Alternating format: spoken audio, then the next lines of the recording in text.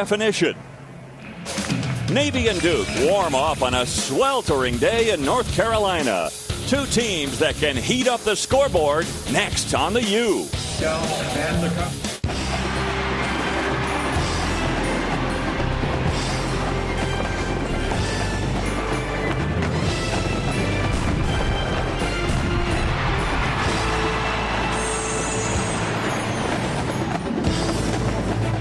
You're watching ESPNU College Football presented by Allstate. And today from Wallace Wade Stadium in Durham, North Carolina, it's the Duke Blue Devils hosting a midshipmen of Navy.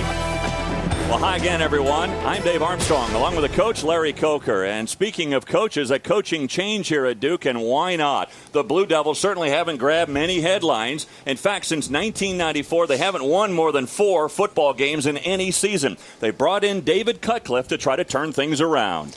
That's a strong commitment by the Duke administration to hire David Cutcliffe. He's an outstanding football coach, very good with fundamentals, and in it for the right reasons because he wants his kids to have a great experience with Duke football. Now, there is a coaching change at Navy, but that's not really the big story for the midshipmen. The big story is they're finally getting their quarterback back, Kaipanoa Kaheakuanhata. Now, I know that's a mouthful, but he's a handful for the opposition. The big question mark, he has not played in the spring because he had a knee injury. He hasn't played in the fall with a hamstring injury. How good is he going to be here today? Well, Kaipo has work to do because it's a warm day, which will be good for his hamstring, except conditioning will be a real factor today.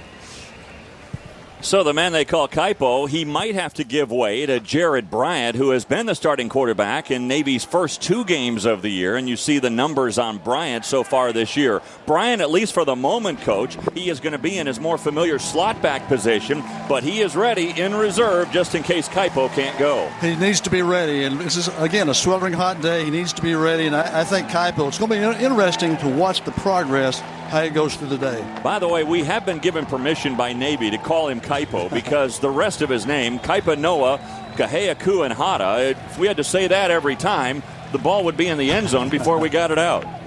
That's a tough one. So here we go. It'll be Duke to receive the ball first. Navy actually won the toss and deferred to the second half.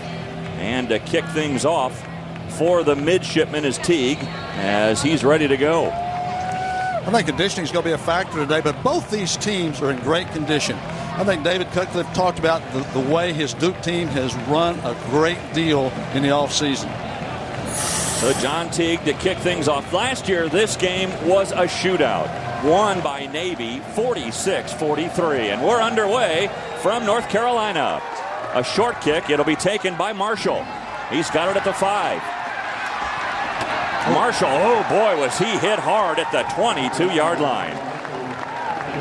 So here come the Duke Blue Devils on offense, and they're led by their quarterback, Thaddeus Lewis, and what a day he had last year against Navy. Look at that, 23 for 36, over 400 yards, 4 throwing touchdowns. He also rushed for 1. Thaddeus is also very experienced. This is his 3rd year to start. Outstanding athlete. He can run this offense very well, passing and running. So the Blue Devils start on their own 22-yard line. Lewis, and the give here is to Harris, and he stopped for virtually no gain. He might have gotten a yard, and that's about it. So the backs and receivers for the Blue Devils. Eron Riley will be the go-to receiver. In fact, last year against Navy, he had a huge day. It was 6 catches, 4 of them for touchdowns. Clifford Harris has taken over for Raquan Boyette at the running back position. The offensive line is anchored by Cameron Goldberg at left tackle. This is a much thinned down line, though. A line that has lost a collective 150 pounds, and they're only 58% less body fat. The throw out to the wing to Harris. He's got some room to run up the sideline, close to a first down to the 32-yard line. So the midshipmen, they go with a 3-4 defensive front. And up front, it's Nishak at one of the ends, Walsh at the other. The linebackers, 4 of them. Villa is one of those guys they call Superman. He had a huge play last year against Notre Dame. And DeLiz is back in the secondary. They didn't think they were going to get him back. Remember, he had a broken foot last year, missed most of the season, and he got a medical red shirt. Lewis to throw, and the pass is caught. What a catch out there as Jeff DeLiz was there defensively, but Austin Kelly with a nice route and a great throw by Lewis. They moved Lewis around, a little half roll, half sprint out. Really moved him out of the pocket. Nice job here going to the left side by Lewis. And he turns his shoulders up. That's good fundamentals and a great throw and catch. Probably a better catch than throw. So Austin Kelly with a nice grab there, his 6th grab of the year. Good defensive play that time by Navy as they stuff it cold.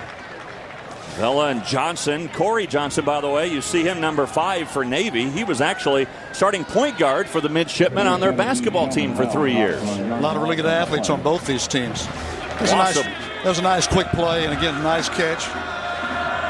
Loss of 1, 2nd and 11. Looking over to the sideline now. As Thad Lewis looks at a 2nd and 12. Quick hitter to the outside. Pass is caught, then dropped, and now they're going to rule it incomplete. Eron Riley couldn't hang on. We mentioned Navy with a new coach this year, and taking over for Paul Johnson is a guy that was his understudy for many, many years. This is Ken Niumatalolo, and he was the offensive coordinator last year. In fact, they have a long history, Johnson and Niumatalolo. In fact, Niumatalolo was the quarterback at Hawaii when Johnson was an offensive coordinator there many years ago. So a 3rd and 11 facing the Blue Devils right at midfield. They need to reach just past the 40-yard line of the midshipmen. Lewis given time to throw across the middle. He's got his receiver, Riley, good for the first down as he takes it down to the 37-yard line before Middleton could make the stop. Really nice setup and great protection. Great protection by the young Duke offensive line. And look at the placement of this football. Easily caught. Nice job by Eron Riley. Eron had a drop a little earlier, but you don't see him dropping many. That's a great first down. Really a nice drive started by the Duke offense. Really is. Starting at their own 22-yard line. Riley coming over for a little attention. He missed part of the Northwestern game last week with a leg injury. And certainly Duke glad to have their leading receiver back in the fold today. First down for the Blue Devils. The give here to Harris, and he busts it into the line across the left side for a couple of tough yards down to the 36. That was the read option out of the spread set, and again the quarterback quarterback Lewis just makes the handoff. Now he's going to get the play from the boundary. When you say read option, we'll talk about that in just a second here, Coach. And what the read is exactly for Thad Lewis as he's looking at that option. We'll see a lot more of the option, a different kind of option for Navy. Thad Lewis is looking to break contain. If he can break contain, he'll keep the football. And this time on the quarterback draw, following Harris, the lead blocker, and he takes it down to the 31. A gain of 5. It'll bring up 3rd and short.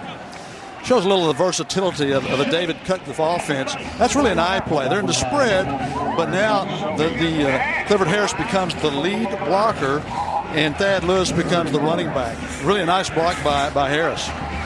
When you look at Duke, they get up to the line in a hurry, but it's a no-huddle offense. They try to get to the line with about 30 seconds left on the play clock, but then they'll check down from there.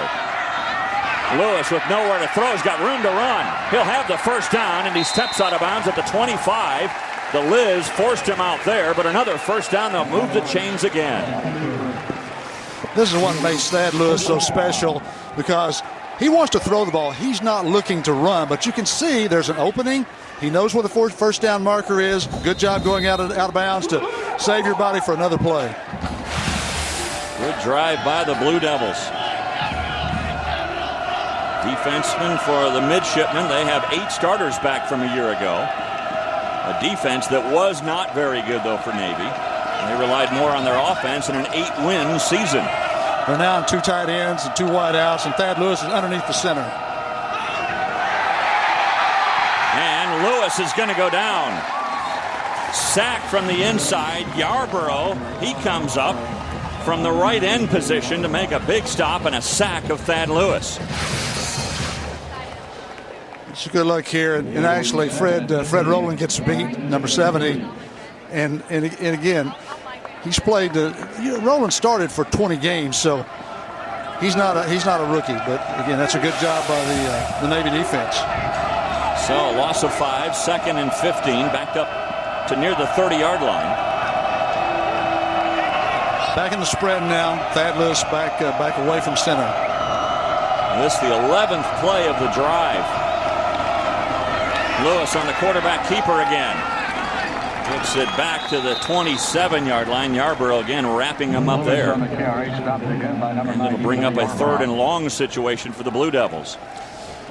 Well, the small Navy defensive line is really going to be tested today because, again, this has been a long drive to start the game. We'll see how they hold up condition-wise.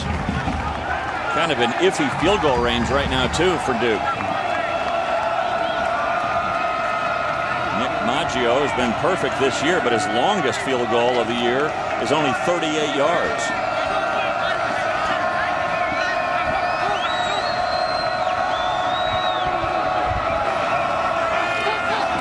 Lewis given time, and again across the middle to Riley. He's got the first down and all the way into the end zone. Touchdown, Blue Devils.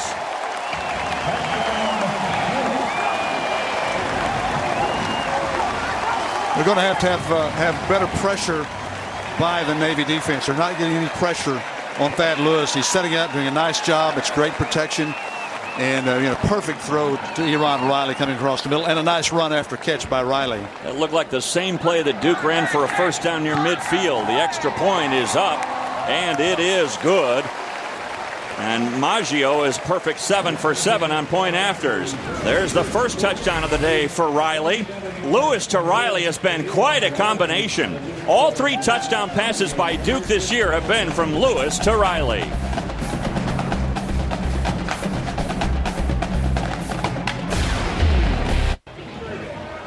Quite a combination. Thad Lewis and Eron Riley. They hook up again for the first touchdown of the day. And it caps a 78-yard drive in 12 plays that took almost 6 minutes of that first quarter. A 27-yard touchdown reception. And Riley picking up where he left off, Coach. Last year against Navy, he had 4 touchdown grabs out of his 6 catches that day and better than 200 yards. Eron Riley is an outstanding player. He's been here. He's experienced. He's a go-to guy. Thad Lewis has been his quarterback now. This is for the 3rd year, so that's an outstanding combination. That drive was a 12-play drive, 6 passes and 6 runs. Joe Surgan is the man that does the kickoffs.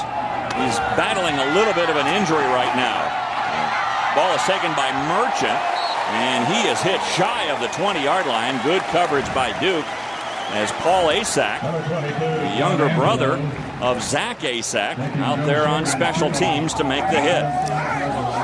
So the midshipmen now come out with their option offense, and they're led today by Kaipanoa Kaheakuanhata as Kaipo comes out for the first time this year.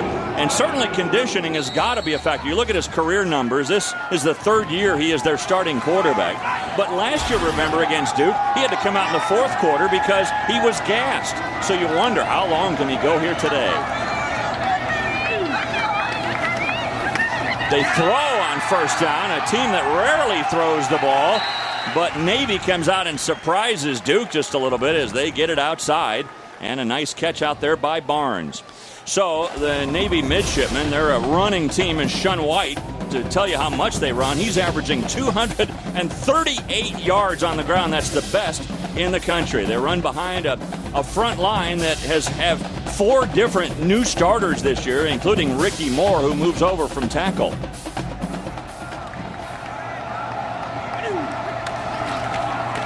Here comes the option. And the pitch back is to Shun White. And he is stopped after little gain by Toi Li'ili. And let's look at the defense for the Blue Devils. Up front, the guy that I know you're very familiar with, Coach, Vince Ogabasi, one of the most highly recruited players in the country, now in his junior campaign. We mentioned Toi Li'ili. He has 17 tackles already this year, 108 a year ago. And then the secondary, Marshall already has a pick this year. Gainey very good at the safety position. A 3rd and 2 yards to go for Navy. And the give is to the fullback, Katani. And Katani with the ball close to the first down. Respris was there to stop him, and now it looks like Katani is shaken up just a little bit. Boy, this would be a big blow for Navy. Katani, a very good fullback in this option offense. You need that player. That is a critical and a key position, the fullback position in any type of option offense. But I think you'll see that guy carry the ball a lot throughout the day today. Hopefully he's healthy. You see the look of concern by Nimatalolo, the new head coach of the midshipmen, as Katani gets up, limping just a little bit as he comes over to the sideline.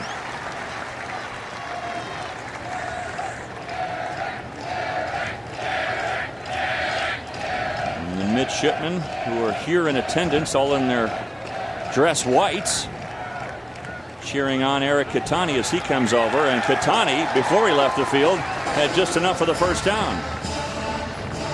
Boy, look at that scene, Coach, as all the midshipmen are here to cheer on their team.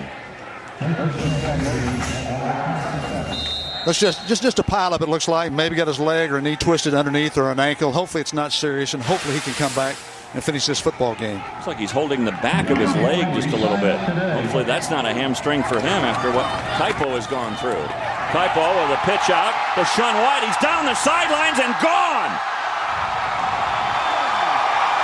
A touchdown for Sean White.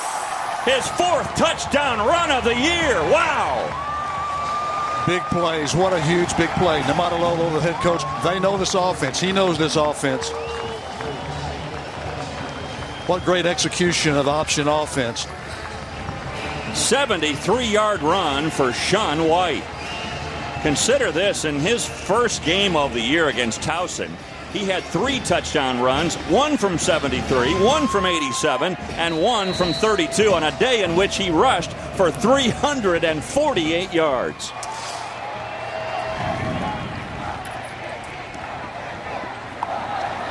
So the midshipmen running that option, and Sean White with a 73-yard touchdown run. Now the point after from Harmon, and some movement first. There's going to be a lot of adjustments by the Duke defense. Nobody had the pitch. You've got to have assignment football. Somebody's got the dive. Offside. Defense, number 3. Half the distance. We'll continue with the try. And somebody has to have the quarterback, and somebody has to have the pitch. Nobody had the pitch that time. You can't do that, especially with a guy like Sean White going down the boundary.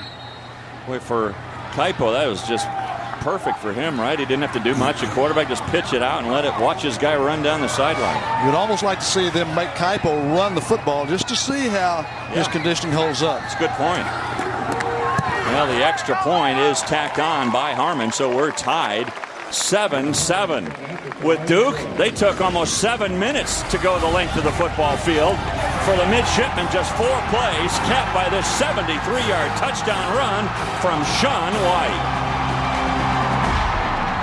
Devil defense is going to have to keep going today as they talk with their coordinator, Mike McIntyre, one of their 2 coordinators. And one of the things that Mike told us yesterday in our meetings was we've got to tackle well. They didn't tackle well there as Sean White runs almost the length of the field. He goes 73 yards for the touchdown to cap an 83-yard drive that took under 2 minutes. You would think that there'd be a scouting report on Sean White with him averaging 238 yards per game. They'd have to have somebody on Sean White at all times, I would think. Marshall trying to bust it outside. He's got a little lane, and Marshall gets it up to the 35-yard line. A return of 30 yards. He started at the 5 before he's brought down by John Teague. Mike McIntyre, defensive coordinator for Duke, he has 10 starters back on this defense. The thing he talked about yesterday was if we do miss a tackle, we have to be running to the football to make sure somebody's there. Nobody was on the pitch, no tackle was missed, but there was no pursuit to make the play on Sean White.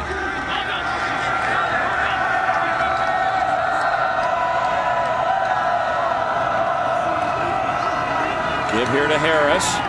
And no gain as we get you to our first update with Lowell Galindo. Earl Scott, one of the lone bright spots for the Maryland offense in the early portion of the season. Already 2 touchdowns against the Cal defense. Terps up 14-0 with California now driving. Boy, an important start for Maryland today. Certainly not the favorite against Cal rushing for 391 yards against Washington State last week. This ball tipped and hanging in the air. And incomplete. Certainly Ralph Friedgen, one of those coaches, a little bit on the hot seat for the Maryland Terrapins. One of 3 coaches that we've kind of identified that are in needs of wins and tough going. I mean, you look at Washington playing Oklahoma, tough. Maryland against Cal, that's a tough game. And then Syracuse, Greg Robinson, he has to take on Penn State today. Really a tough weekend, and a lot of challenges for those coaches to get their players ready to play and be competitive in those games and somehow come out with a win. Duke 3 for 3 on 3rd down today, facing a 3rd and 10.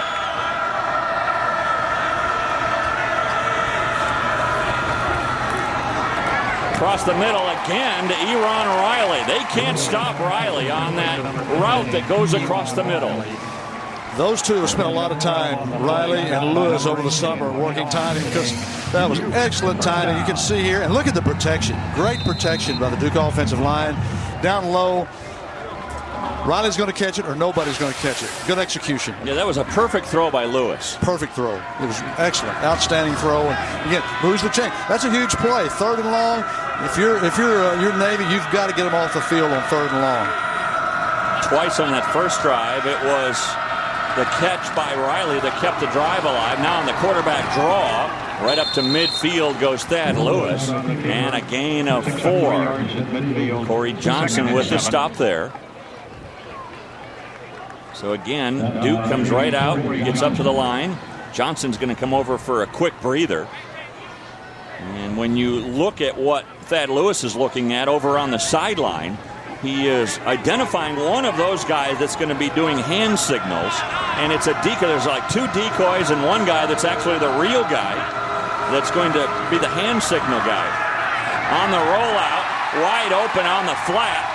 That's Riley again as he gets it into Navy territory down to the 34-yard line before DeLiz could make the stop. Really nice job by the offensive coordinator, really moving guys around. Kurt Roper, he's moving Lewis around. He's dropping him back. He's running the back. He's running Lewis on the running game. Really diverse in his offense at this time. And quickly under center. Now looks over to the sideline.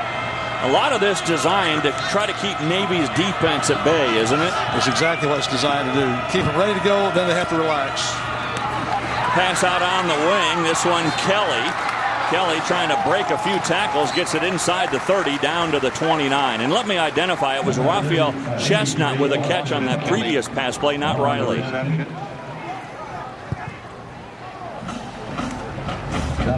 So again, here comes Lewis up to the line. Now he's looking over, and you see all the signals. Now, you don't know which guy. We don't even know which guy that he's looking at. Well, he doesn't care whether we know or not, as long as Navy doesn't know. That's right. The key. Does Navy coach, do they have someone sitting over there trying to pick up those signals? Probably. Yeah, really? Okay. Steal the signs. The give here is to Hollingsworth, a true freshman. He drops the football, but wait a minute, they're going to say he was down by contact. Corey Johnson came up and made the hit on Hollingsworth, and the ball was down. The knee was down, so no fumble. Yeah, really nice cut here. Let's see if he's down. Really a good hit, and really ripping the ball out. That's a nice job. Right. Yeah, really nice call by the official. Knee was down. And they don't have to replay this. It's an obvious call. The official made it on the field. We don't have to go to the replay booth. They're looking at it, but it's a quick look, and they can stop the play, but they don't here. Every play is reviewable, but that one you could see a good call. Oh, boy, throwing into traffic just a little bit. Coming up was Blake Carter. Thought he could pick it off. The pass intended there for Bell, incomplete. Really nice breaking the ball by Jeff Doolittle. And Doolittle missed the tackle earlier. Came back, made a nice play there. Would love to have had that interception. I think that would have been a huge play in this drive. So a 4th down. They're going to bring out the field goal unit. And this will be a 47-yard try for Maggio, his longest try of the year. And they're saying that his leg is getting stronger and stronger and more accurate. The kick is on its way, and it is good. How about Maggio? Last year, last couple of years, kicking was a huge Achilles heel for the Blue Devils. But Maggio this year so far at perfect, 4 for 4, and Duke regains the lead.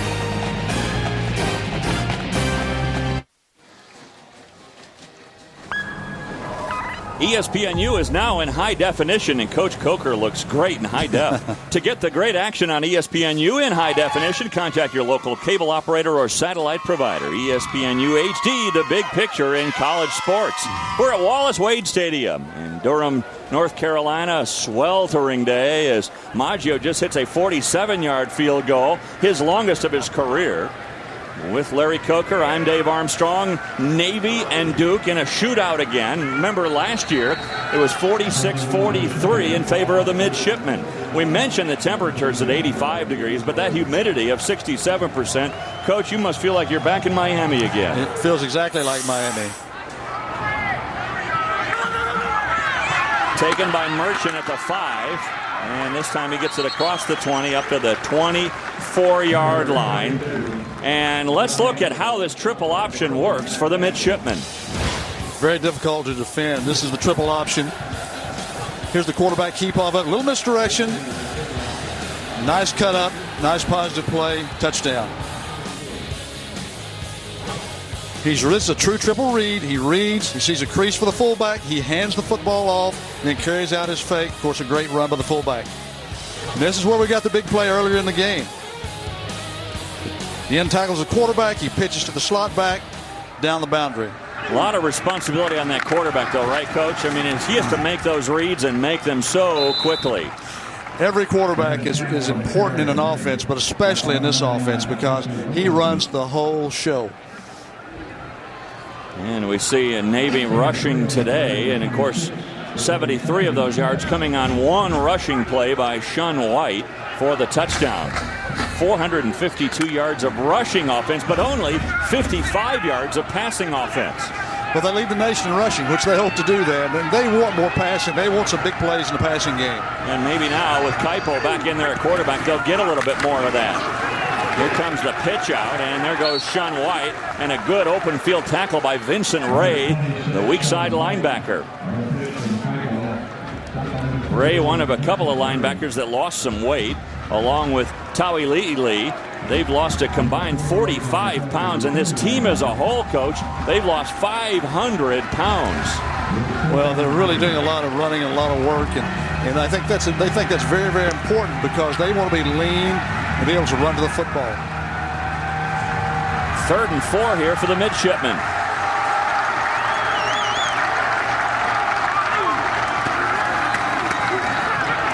Pitch out White, hit behind the line of scrimmage. Big play defensively there. Tawi Le'ili comes up from his middle linebacker position and makes a big stop behind the line. Here you see this, really a nice job. It's just a true option pitch. And this is what the coordinator would like to see. You've got to be able to make that tackle in the open field, and that's perfect. I think they got the word after that first possession in which Sean White went 73 yards. The guys, we've got to make these open field tackles, and Tawi Le'ili makes a great tackle there and forces the punt. Delahook gets it away. Good punt. Uh-oh, it's dropped over there by Leon Wright. It's a free ball. Who's got it? A scramble for it. Navy says they have it. We haven't gotten the official indication yet.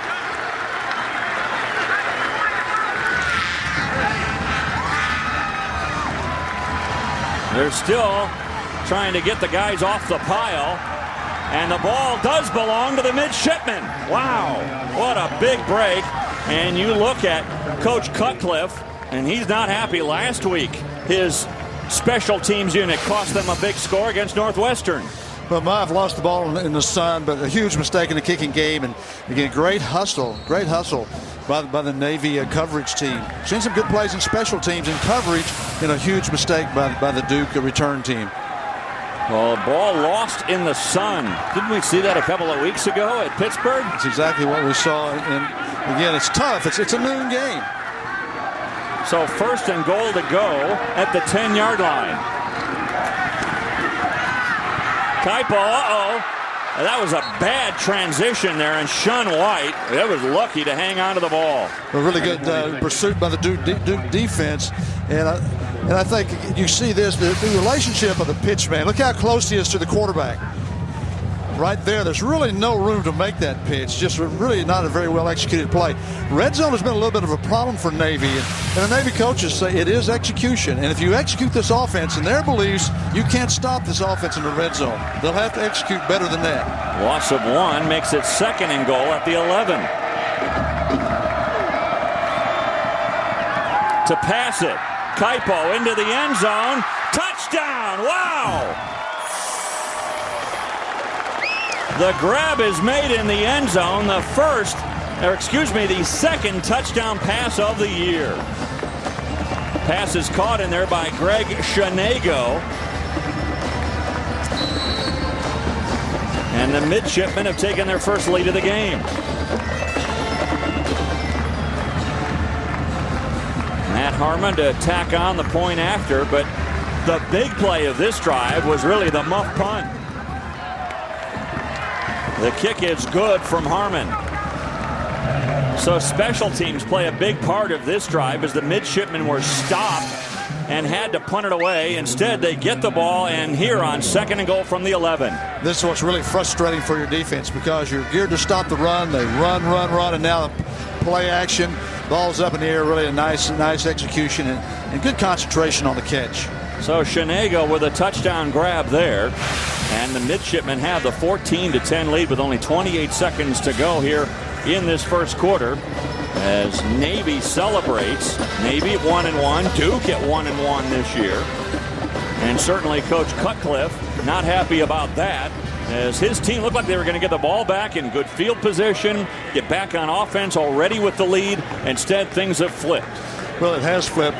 And really, Duke has done a great job when they've had possessions. They moved the football. They scored points. And it was really, really important. And this was a tough drive. One of the things that Coach Cutcliffe said in his letter to the administration was, look, if I'm going to take this job, I've got to have some freedom to bring in my guys. He made 9 phone calls for assistance. He got 9 yeses immediately. He brought in the guys that he was familiar with. He knew the guys that he wanted on his staff. And it's not just Coach Cutcliffe. He'll tell you, it's not just me. It's my staff that makes this special. Well, what's special, too, these guys had jobs. It wasn't like they didn't have jobs. He brought guys out of the NFL and outstanding college programs, and he's just put together a great staff. And, again, he's in this for the right reasons. He wants a great experience and a great opportunity for these players to really think highly of Duke football. But you make a good point about these assistants all had jobs, some of them in the NFL, good jobs. Here comes Marshall from the goal line. Marshall, a little bit of a seam, runs into a tackler right at the 20-yard line. Your point is well taken, Coach, in that these guys, like Ron Middleton, was at Alabama. McIntyre was with the Jets. Hobby was with the Saints. Roper and Luke both came with Cutcliffe from Tennessee. So these guys all had jobs, good jobs, and you're thinking, why Duke? Why Duke? Mostly because of Coach Cutcliffe. Well, entirely. And they will all tell you that because of Coach Cutcliffe. They believe in what he's doing, believe in his system, and believe that they can be successful here. And the commitment is being shown here for this Duke football program. Maybe for the first time ever. Maybe. So a first down for the Blue Devils at their own 21. Quick hitter to the outside. The pass is caught out there by Johnny Williams, and Williams, a true freshman who had 11 grabs last week, he kind of picks up where he left off against Northwestern. I think you're going to see this is really just a long sweep, very high percentage play, but a great throw by Lewis and a nice finish by Johnny Williams. I think we'll see him more. We've seen Eron Riley a lot, but Johnny Williams is one of those guys they expect a lot from, and they've already had a lot from him. Great week last week, as we talked about. I think 11 catches. Coach, he was able to outrun Ram Vela on the outside. Vela, as I mentioned, the man they call Superman for Navy because of a flying sack he made against Notre Dame last year. And that is the end of this first quarter. A high-scoring first quarter, pretty much exactly what we expected. Here on Military Appreciation Day, the Duke Blue Devils taking on the midshipmen. Duke scoring first, but Navy with a long run and a touchdown pass have the lead as we go to the second quarter. It's a warm day here in North Carolina, and Navy leads 14-10 as we get ready to start the second quarter. With Larry Coker, I'm Dave Armstrong, and our entire ESPN crew. We're glad to have you with us here on the U. Thad Lewis, good first quarter, threw a touchdown pass to Eron Riley, who's moved this offense well. First down for the Blue Devils. Low snap. And it'll be Lewis grabbing that and a quick run up to the 34-yard line. I think one thing that Duke is doing, they're really trying to still attack the middle. They haven't made a lot with it, but Kurt Roper, the Duke offensive coordinator, he still wants them to be honest, them being Navy to be honest inside so they can get some plays outside and also make it easier to protect for the passer. Makes it tough on the defense here when you get set. You can't run guys in and out defensively. It's hard to bring in your specialists. 2nd and 8. Quick pass to the outside. Good hands out there by Williams, who makes his second grab of the day. Short gain again, and it'll bring up 3rd and mid-range. Really nice break on the ball by Keatrick Buffin and nice tackle. Buffin, by the way, playing for the first time this year, Coach. He sat out the first 2 weeks with a knee injury. He's their cover corner. They're going to put him to the wide side normally. So 3rd and 5. Again, Duke's been solid on 3rd down here today. 4 for 5 on 3rd down. Across the middle, they've got the receiver wide open again, and there goes Varner, the true freshman, who is playing in his first game for Duke. So Donovan Varner takes the ball all the way down to the 28. I can't say enough about the protection they're giving Thad Lewis, and really a nice route. And what a great throw. Look at the right on the money, catchable, and a good run after catch. I thought he was going to go the distance on this, but again, it's really a good, nice play by the Duke offense. And now 5 of 6 on 3rd down today. Really, Navy hasn't stopped the Duke offense. The one mistake has really hurt them. Here comes Harris. Boy, a deep handoff and a loss of 3 as we get you back to the studio for another update. Well, Missouri showing off the number 4 offense in the nation on the very opening drive against Nevada. It's Derek Washington all by his lonesome, 59 yards, and Mizzou up 7-0. Boy, the Tigers with a high-powered offense. Mizzou has scored 52 points in each of their first 2 games. Chase Daniel, he is one of the guys that I think people need to start talking about for the Heisman this year. Lewis on the quarterback draw again. There is something, Coach, right now that Duke is seeing in that middle of the midshipmen that is not defending the ball well. Well, this is somewhat an I formation play, a power play, because the lead back, Clifford Harris, is going to be the lead blocker here. Nice job, and now nice running lane for Thaddeus Lewis. There's a little bit of a weakness in the middle of the midshipman defensive front, and Duke's trying to take advantage of it. So a 3rd down situation again, 3rd and 4, and again Duke very good on 3rd down today. Look at that, 5 for 6. If you have 50% 3rd down conversions throughout the year, you're going to probably lead the nation in 3rd down conversions. Duke ahead of that schedule. Lewis, the leading rusher for Duke today with 23, and tacks on some more there with another first down to the 15-yard line before Pospisil could stop him. Again, they're really attacking the middle of the midshipman defense, both with passing and with running. They're having success there. Not a lot of yardage, but good, successful yardage. And the thing that you're concerned about if you're Duke would be the health of your quarterback. They don't want to lose Thaddeus Lewis, and the more you run him, the more opportunity he has to get hit. But he's a good athlete, and he wants to run the ball when it's necessary. So 6 for 7, and the beat goes on 3rd down for Duke. Thaddeus Lewis now under center. He's not in the shotgun. And again, the give is to Harris, and he is dropped for a loss again. Harris with negative yards today. Nishak was there defensively. Don't forget, Saturday afternoon, college football continues here on the U. Coming up after our game, it's Chattanooga against Bobby Bowden's Florida State Seminoles. College football presented by Allstate on ESPNU today at 3:45 Eastern. For more information, log on to ESPNU.com. Bowden and Paterno again head-to-head, and who's going to have the most wins when they're done? And I think, Coach, they're going to set the bar so high, whoever has the lead, that's it. I don't know that anybody will ever catch them. I think it's going to be very, very difficult with the way college football is today for anybody to even come close. I don't know who's third, but they're a long way behind whoever's third. Well, when you look at it, I mean, the list is Bear Bryant way back at 323, and of course Coach Cutcliffe played for Bear back in the 70s. Bowden and Paterno tied at 374.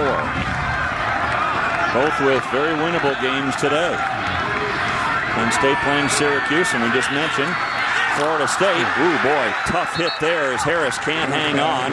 And coming up was Buffin to make sure he couldn't hang on. So for the first time in a long time, Duke doesn't convert here on third down. You have a linebacker blitz, and again, good job by Thaddeus to get the football off, but the ball is going to be dropped, but really a nice fill and really a great hit by the cornerback from Navy. So here comes Maggio to try another field goal. Remember, he just hit one from 47 yards out. Not to jinx him, but he's 4 for 4 this year. This one a low kick, and it is no good. So he does miss for the first time this year as Nick Maggio can't convert for the Blue Devils, and they still trail by 4. 9:55 left to go here till halftime between the midshipmen of Navy and the Duke Blue Devils.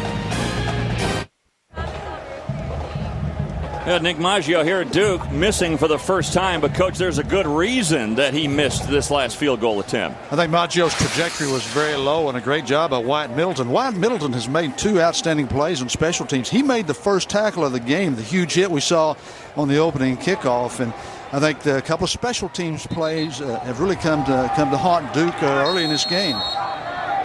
So the low kick resulting in the block by Middleton. And that special teams, you're right, the muff punt gave Navy first and goal at the 10. And now the fullback comes rearing through there for Navy, and that is Kevin Campbell again. He is in for Eric Catani. And Catani goes out earlier this game with an injury. This is a true triple option. Quarterback Kaipo is reading this, and really a nice run. He read the crease for the fullback. The fullback is open. They're going to let him have the football, let him run a true triple option. Not many people run that. Paul Johnson imploring Navy to make that switch. And it makes sense, especially for the academies, doesn't it? Because they don't normally have big guys, especially up front on that offensive line. Smaller, athletic players are more effective, and it gives you an opportunity to play a lot of different people as far as conditioning is concerned. You coached the option as an offensive coordinator, and there are many. In fact, I worked with Coach Switzer once, and he said if he were coaching college today, he'd bring back the option. Well, if you needed to hire a football coach, you ought to try to hire Barry Switzer, because he's going to recruit great players, and he's going to run the wishbone. It's going to be very hard to stop with great players. This time Kaipo keeps it himself and close to a first down, stopped at the 30 or the 43-yard line by Marcus Jones, and it's going to bring up a 3rd and short. What makes the option so difficult to defend? It just creates a lot of space and open field, right? Yes, and indecision. You don't know where the football is. That's why, and really Duke is prepared for this, because they play 2 option teams. They play Georgia Tech the 15th game of the year, and they prepared for this. Well, actually practice without a football to make sure the defense understands and takes and plays their proper assignments. I want to go back to that point you just made about Duke being prepared or trying to prepare for this option offense of Navy here today. On the reverse, the ball is loose, and it's picked up. Ray has got it and into the end zone for the touchdown. Wow! What a turnaround for the Blue Devils.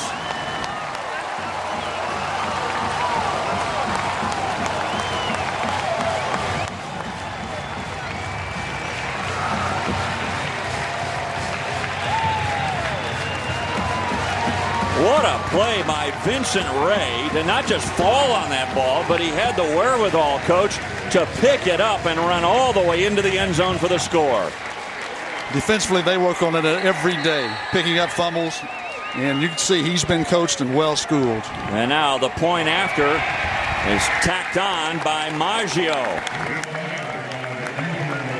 So the defense able to come through as Vincent Ray, he comes in. picks up the muff by Sean White, and Ray goes the distance into the end zone to give Duke the lead once again to make his coach, Mike McIntyre, very happy. Well, Vincent Ray, all that conditioning in the offseason paying off for Duke. He lost 20 pounds in that conditioning program, and he takes advantage of the miscue by the midshipman as Duke able to take advantage here and score the touchdown.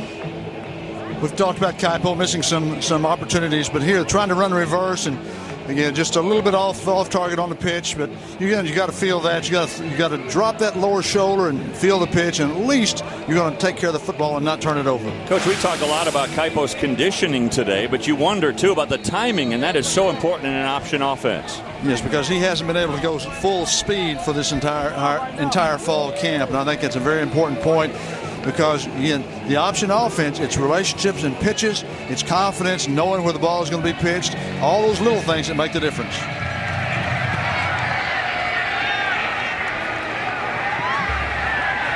Ball taken at the 2-yard line.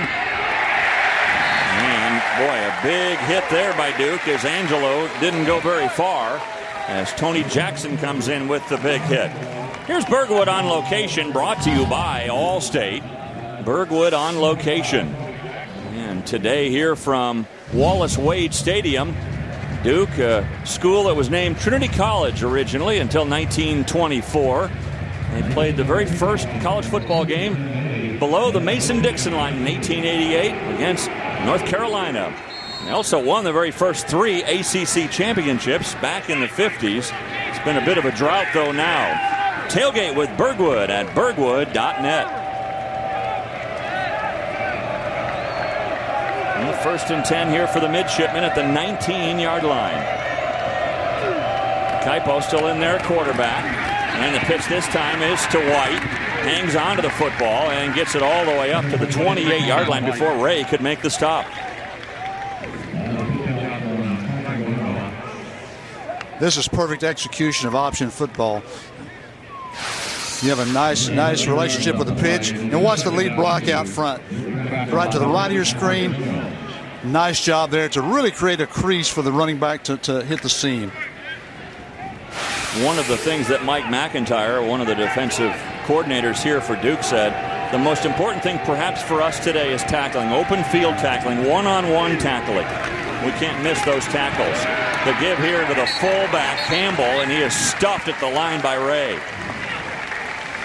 Well, another thing he said also, Mike McIntyre said, is they're going to make some plays. Now, you don't want a 70-plus yard touchdown run by Sean White, but their offense is going to make some plays. You've got to adjust and keep running to the football. If you're doing the right things, then you're going to be fine as the day wears on. The other thing he said is he can depend on a call from his dad, George, who was a football coach himself, after the game to tell him what he did or didn't do right or wrong during this game as the defensive coordinator. Yeah, his dad is an outstanding football coach for a number of years. If what he says, he should listen. Mike should listen. It was a first down for Navy at the 29-yard line. The keeper for Kaipo stays on his feet and gets it close to another first down as we get you to Lowell Galindo for another update. Well, UAB has lost 16 straight on the road, so they're not a good road team, and I'm sure that's going to make Coach Cutcliffe happy to see his former team, Tennessee, with the lead. They're going to measure here for a first down. Well, you know, you were talking about Coach Cutcliffe yesterday. This is a first down here at Wallace Wade Stadium, the campus of Duke University. And yesterday when we were visiting with him, we said, why Duke? Why now? And he goes, you know, when they made the call, he was working for Tennessee. He was actually on a recruiting trip, and he decided instead of getting on a plane and coming down here, he actually drove his pickup truck down here. He said, I wanted to give myself the option of turning around and going back. But he literally walked the campus at 4:30 in the morning, talked to some security guards, had a meeting with Coach Krzyzewski, Coach K, and that kind of convinced him that, you know what, you can win at Duke, you just have to do it the right way. He's really happy he didn't turn the car around. He's having a great time coaching football. He's got a great staff that they're having a lot of fun. And he really believes in these players. These players have really played a lot of excitement, a lot of intensity. And, of course, now they need the win. I loved what he said, too, when he said, you know, we won before we ever lined up. And what he means by that is what he has been able to do in terms of getting his team in shape, teaching them the fundamentals of the game of football, and how special this game is, not only now, but for the rest of their lives. He feels like that'll be 3 additional wins. 2nd down and 8 here for the midshipmen. The pitch out to White. White looking for room outside. He's got it, and another 1st down for the midshipman as he gets it up to midfield. You look at Cutcliffe's resume, and it is certainly very strong. His years at Ole Miss, and my goodness, how good was he there? 6 years at Ole Miss, Coach. 44-29, 5 bowl games, 4 wins in those bowls. Well, his reputation is really, really strong, and what a great job he did do at Ole Miss. I got a chance to see them in the bowl game and against my old Oklahoma State team, and Eli Manning and some of the players he had. He just did a great job recruiting and coaching. You know, he coached both of the Manning brothers, Peyton at Tennessee and then Eli. And a lot of people said, well, when he got the job at Ole Miss, a lot of that was because, hey, Ole Miss really wanted Eli Manning. And, of course, Eli came along with Coach Cutcliffe as sort of a package deal there. And then in the first year that Manning wasn't the quarterback at Ole Miss, they had a losing record. Well, you kind of would anticipate that. And, boy, the quick hook of Coach Cutcliffe at Ole Miss. And I still can't figure that one out. Well, I think, again, with Eli Manning, you're going to win a lot of games. With Peyton Manning, you're going to win a lot of games. Yeah. And David's done a great job coaching those guys also. And those guys have continued to win at the next level, huh? Yeah, they have Super Bowl rings. Yeah, nice little jewelry on their fingers. And now Navy. Looks like they need to call a timeout. Navy. First. And that's the first timeout called by the midshipmen. And Peyton Manning, one of those guys that he just swears by Coach Cutcliffe. And you look at Peyton Manning and what he did for the Vols. Super Bowl, of course, a couple of years ago with the Indianapolis Colts. But Peyton Manning, in fact, when I was with the Colorado Rockies, Todd Helton was the first baseman there, and Helton was the quarterback at Tennessee. Manning could do it all. I mean, he also worked with the band. And then Eli Manning, what he has done at Ole Miss and then on with the New York Giants to win a Super Bowl there. And Coach Cutcliffe was telling us yesterday about Todd Helton, saying, you know, when Todd saw Peyton Manning walking on campus, he kind of knew that his days were numbered as a quarterback, and he was forced into play his senior year, and he kept coming to him saying, Coach, look, you got to get Peyton Manning in these games. I want to go play baseball. I want to go play baseball. And, of course, Todd Helton has been a great baseball player for the Rockies. He is their leading hitter of all time, and Manning has done what Manning has done. Yeah, everybody was happy in that those scenarios. 2 of my players, Reggie Wayne and Adrian James, played with Peyton in Indianapolis, and he's just a leader on the field. He takes charge, and just a very special football player. Well, 3rd and short, less than 1 for Navy. Kaipo is going to keep it himself on the option. He goes across midfield, plenty for the 1st down to the 48 of Duke. I mean, I think that was just a call load play where the fullback's going to lead into the line of scrimmage and short yardage play, and Kaipo, the quarterback, is just going to follow his big fullback. Load play, you mean they're loading one side of the line? Not loading one side of the line, but actually what you call we had a load on the linebacker, isolating the linebacker with a back. Okay. Got to explain some of this terminology to us, man. I like that. The load play. 1st down. Kaipo again dancing inside. He's always got Shun White as an option on the outside. But Kaipo he's starting to run the ball a little bit more himself as he gets a little more comfortable with this offense. Well, you see a missed tackle here by Duke, but a really nice job by Kaipo. Watch him cut up inside right there, right inside the linebacker, the safety. Really nice execution by Kaipo. And again, not a big play, but a 6-7 yard gain and positive yards. And that's what you're looking for. And be alert because there's some big plays going to happen in this game with this option offense. 6-yard gain makes it 2nd and 4, under 4 minutes to go in the 1st half. This time to White. He breaks it outside. He'll have the 1st down as he gets it inside the 40 before Eddie Morgan could wrap him up. But they'll move the chains again. Yeah, good job of the lead block outside, and nice job running the alley by White. They've run this so much. They have such a fine understanding of what they're trying to do. And again, they're just moving the chains with 1st downs. Down to the 37 of Duke. Sean White today, big run, 73-yard touchdown run. He's closing in on 100 yards today. First down play action pass will be a nice call here. They've run the ball so well. You called it. First down play action into a crowd and incomplete. They're going to say Barnes. Did he make the grab? Now they're saying yes. It looked like the back official was saying incomplete, but now they've got Barnes with the catch. It really wasn't what I anticipated because that was well covered. The Duke defense was there. They weren't fooled. Nice setup and good job by the safety. And you just see Barnes. What a phenomenal play. Boy, the back judge, though, came in and started waving his arms like it was incomplete. You could see clearly that was a great catch by Barnes as he was able to take it away from Gainey. Now Jared Bryant takes over for Kaipo. And he's immediately stuffed right at the line. Good play defensively there by Taui Lee, the middle linebacker. Jared Bryant now taking over for Kaipo as they get near the goal line. And he has been the starting quarterback in these first 2 weeks. Now a senior out of Hoover, Alabama. Loss of a yard on the play. There's a loss of 1. And it looks like Kaipo is kind of stretching out that hamstring over on the sideline. Yeah, he's not 100% or he would be in the game. This is a key drive in this football game. The pitch out to White, trying to turn the corner. He is bumped out of bounds at the 6. You see White's speed there. He's really, the Duke defense had good leverage, but his speed, Sean White's speed, allowed him to get around the corner and make a positive play out of it. So at the 6-yard line, it'll be 3rd and 5. They can pick up a first down at the 1-yard line. When I was at the University of Tulsa, we were playing Barry Switzer's wishbone team, and we had to tackle David Overstreet and Billy Sims in the open field. That's a tough challenge. Yeah, it is. So now Bryant with a 3rd and 5 from the 6. The pitch out to White again. Stuffed behind the line at the 10-yard line. Big play defensively there again by Vincent Ray. And then a little bit of help in there as well.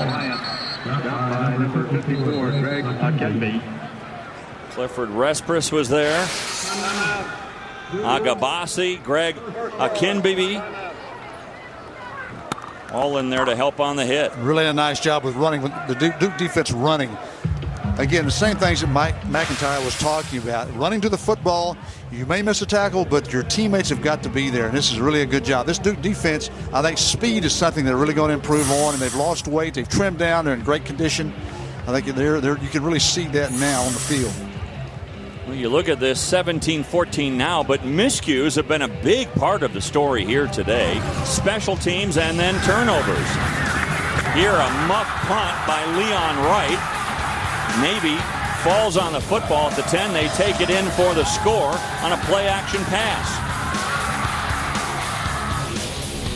Then Navy with the lead. Remember this, drop by Sean White, picked up by Vincent Ray. He goes into the end zone for the score. So the defense of Mike McIntyre comes through with a big score for Duke. That gives them the lead. It's pretty good football adage that the team that makes the fewest mistakes wins, so let's see how the day progresses. But the mistakes have been really key in this football game so far, and some mistakes in the kicking game. Now Matt Harmon, 27-yard effort. He's 5 for 6 this year. This kick is up, plenty of height. And right through the uprights, Matt Harmon to tie the score at 17 with 1:27 remaining in the first half. Now the big question mark is Kaipanoa Kahea-Kuahata. Can he continue here in this heat? ESPNU is now in high definition. To get the great action on ESPNU in high def, contact your local cable operator or satellite provider. ESPNU HD, the big picture in college sports. So here we are at Wallace Wade Stadium on a sweltering hot day in North Carolina.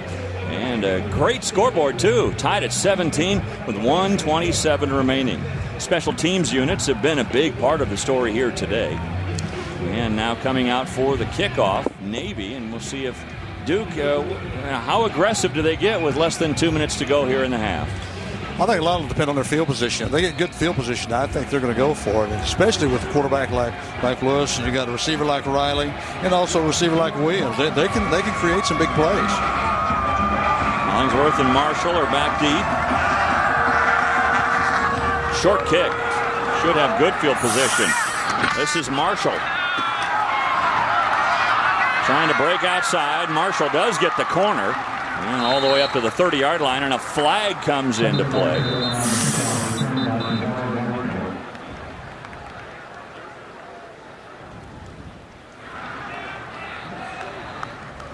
During the return, holding number 28, receiving team.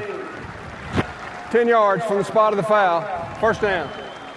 It's a little worse field position for Coach Cutcliffe and the Blue Devils. Coming up at halftime on SportsCenter U with Lowell Galindo and the coach Mike Gottfried. They're going to talk about the effects of Hurricane Ike as it hits Texas and what effects it has on college football today. Plus some highlights from other games in the ACC and a preview of the big game going on at Southern Cal tonight between Ohio State and USC. Look at the numbers for Thad Lewis today. Good numbers. 11 for 15 with that touchdown pass to Eron Riley. But now backed up at the 13-yard line. Let's see how aggressive they get. Triple receivers to the near side and hit as he throws, incomplete. Tony Jackson, the intended receiver, but boy, getting in there defensively was Ram Vela, junior out of San Antonio. It was really a good call by Kurt Roper, the offensive coordinator for Duke. It was a screen pass. It's set up really nice. Again, Thad Lewis would like to have that one because it was going to be good. The offensive line was out in front. It was going to be a very positive play. Clock stops on the incomplete. Now the handoff here. And that's the safer route. I think Duke's going to now just try to run out this clock. And now what does Navy do? They're going to call timeout, right? They want to get that ball back. College football continues on ESPNU tonight as the North Carolina A&T Aggies face the Norfolk State Spartans. College football on ESPNU tonight at 10:30 Eastern. For more information, log on to ESPNU.com. So a timeout called here. I think it's a good call by Navy. They have one timeout left and probably have a chance to get good field position if they can hold Duke here. It really puts some pressure on the Duke offense. And again, you get the ball, you're going to get good field position, and you still have a minute to play in the game, or in the first half. And we already saw him go 73 yards in like 8 seconds, so we know they can score. Yeah, I've been on defense too, and it doesn't take them long to go 73 yards. No. Unfortunately. So tied here at 17 with 1:13 remaining. Good first half, evenly played.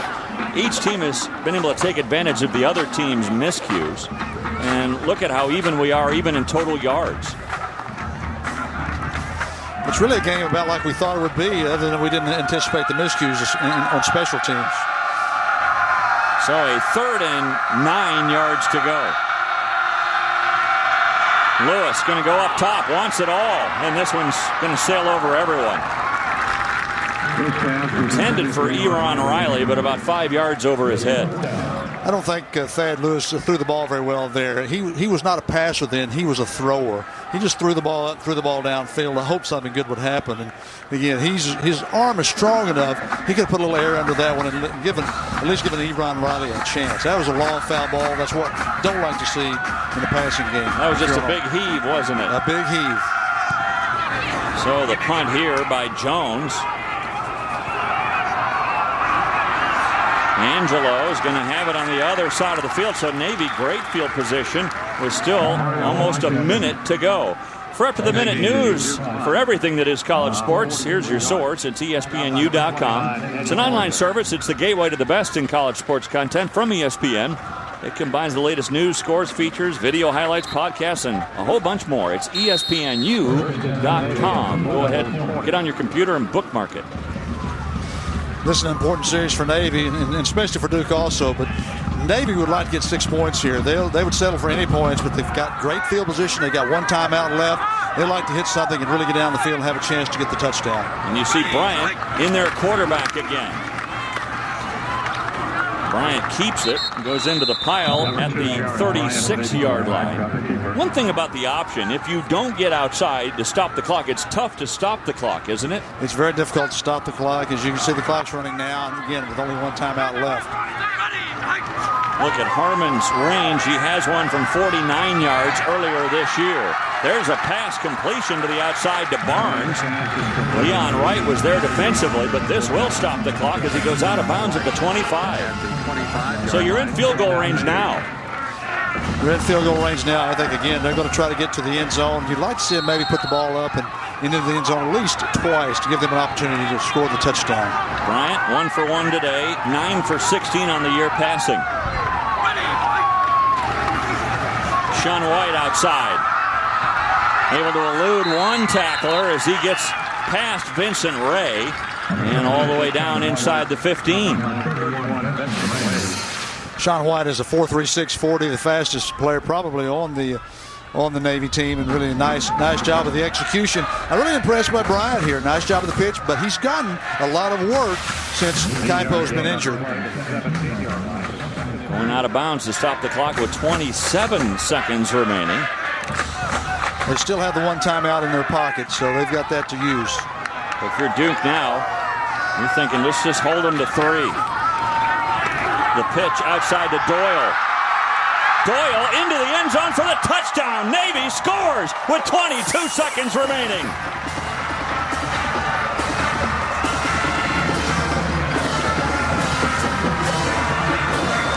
Bobby Doyle, his first touchdown of the year.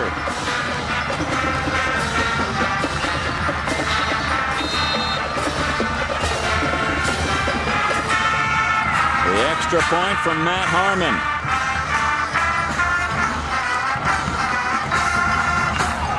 It's good. So the last seconds of this first half, so costly to Duke. They had the ball originally. Navy stuffed them defensively. And then Bobby Doyle goes in. Nice job here by Jared Bryant, just making the pitch, and really that looks almost like Sean White, but really a nice run and nice cutback, and really not good tackling by the Duke defense. Bobby Doyle, a nice change of pace from Sean White, and Doyle with the touchdown run, and Coach Cutcliffe not happy about that as his team looks like they're going to be in the hole as they go to that locker room at halftime. The psychology of it, you really don't want to go into the locker room with a downer. What I mean by that, they allow this drive. It could have gone in tied up, allow this drive. You've got now momentum on the Navy side, and you got really a job by the coaching staff from Duke to get their players back up, their frame of mind back up mentally. Coach, I know you'll be watching tonight, as will I, on ESPNU tonight at 7:30 Eastern. College football presented by Citi. Good matchup here on the U as the Virginia Cavaliers take on the UConn Huskies. We saw UConn last week, and Donald Brown, who rushed for better than 200 yards a week ago. I wonder if Tyler Lorenzen can back him up today. And also the quarterback for Virginia, Peter Lalich, not playing against UConn today. He's facing some legal issues. He's been left home.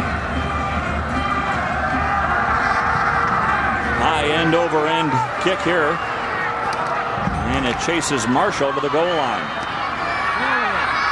Marshall trying to bust one. And down to the 38-yard line. James Howell with the stop with 16 seconds remaining. I like the kick. They really kicked the ball into the corner and kind of restricted the field. They didn't give Marshall the entire field, and really pretty nice coverage, safe coverage. They didn't want to give up a big play, so they did a good job tackling. And now a long way to go for the Duke offense. You try anything at all here? I mean, you've got a couple of timeouts remaining, 16 seconds. You try to get at least into field goal range with this much time. You need to take a shot here down the field. Short passes won't get it done.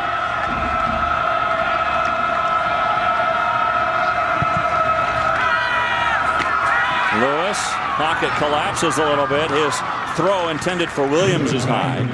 Incomplete, 11 seconds to go.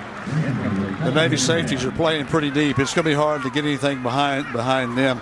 Probably not a bad call if the catch would have been made. Could have gotten out of bounds and stopped the clock.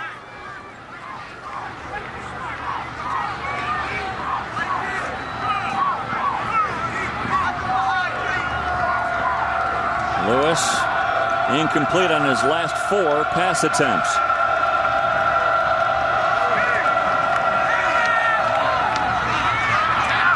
Quick hitter, pass is complete to Sheldon Bell. He's able to get out of bounds, forced out there by King. As he gets out, let's see where they mark it. At the 47 of Navy. 6 seconds left in the half. It's going to have to be quick and out of bounds quick for them to have an opportunity to get a field goal out of this drive. They don't have time for a timeout. Well, they have a timeout here. They do have time for that to discuss it. But you're right. I mean, they've got to have a quick hitter.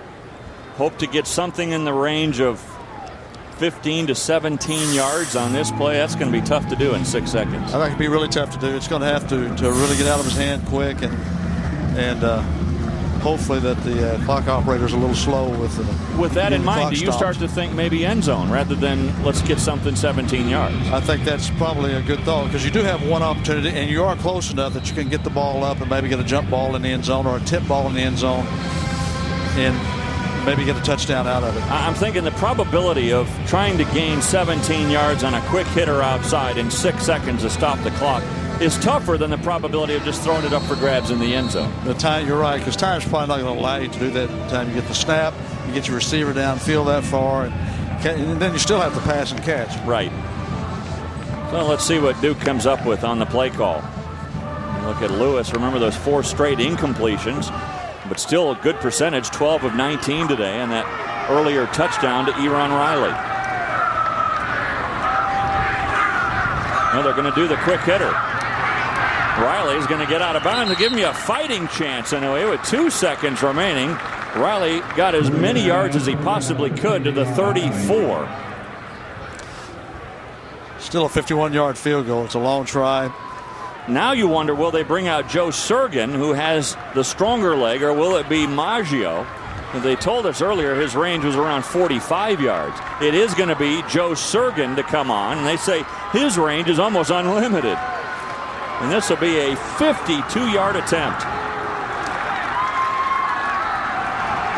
Got no pressure by the Duke defense.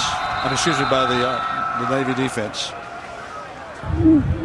Timeout. Navy.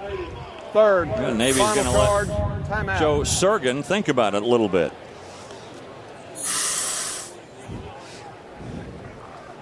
With Surgin coming out, remember he has the stronger of the 2 legs.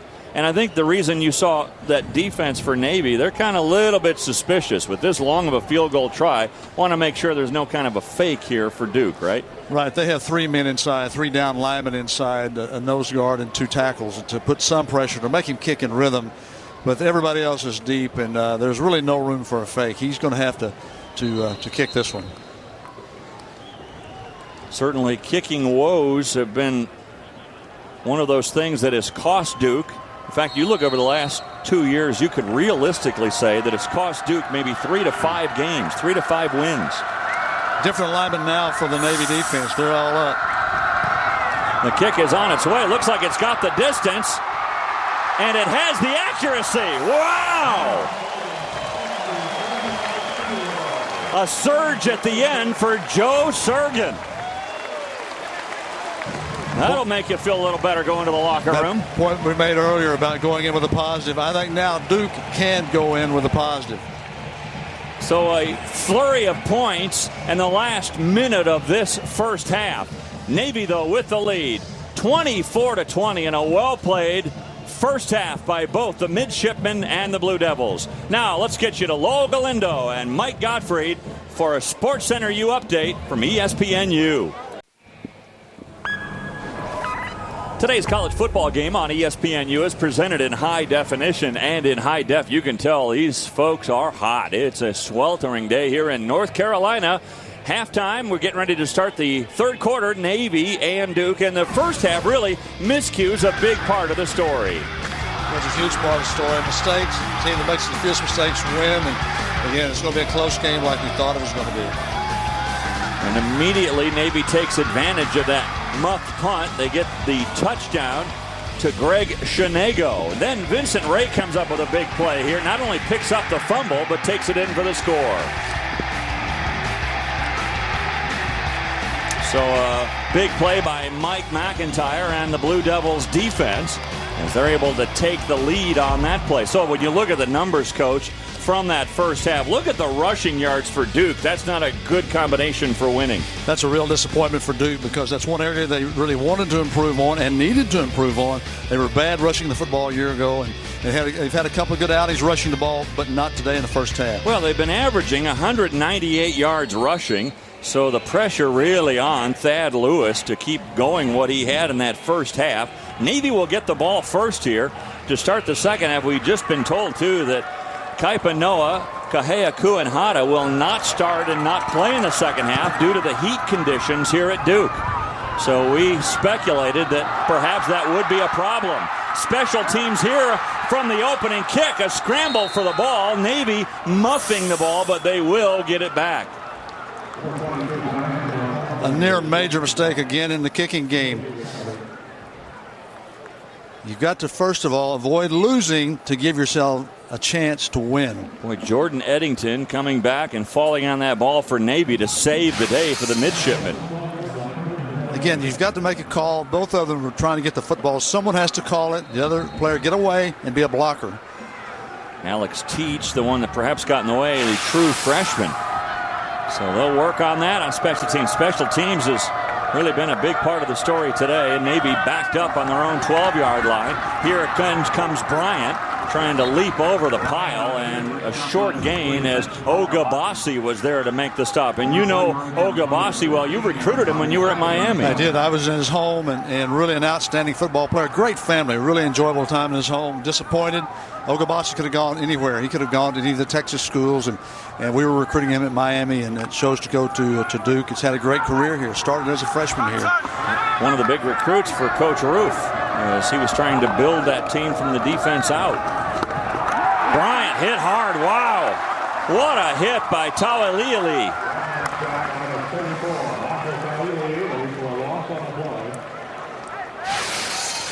Bryant never saw this coming.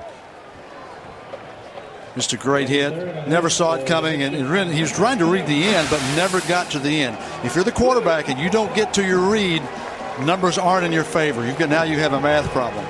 One of the things that Coach McIntyre told us yesterday, he loves the quote from Bill Parcells: knowledge equals confidence equals playing fast. And that's what he wants his team to do. On 3rd and 8, Bryant wanted to throw, tucks it under. He's not going to make the first down. And again, there's Vincent Ray racing him to the sideline. Number 31, Vincent Ray. They really have gone to Bryant more running the football than they're doing with Kaipo, and he's carried the ball 3-4 times to start this half. Not a lot of success, but you can see that they want Bryant to carry the football. Well, they stuffed Navy on 3 straight plays. And trying to roll out a little sprint out pass, and here Bryant is on a little bit of a scramble. Not much there. Good job. Good pressure. Good pursuit by Navy. Delahook to punt it.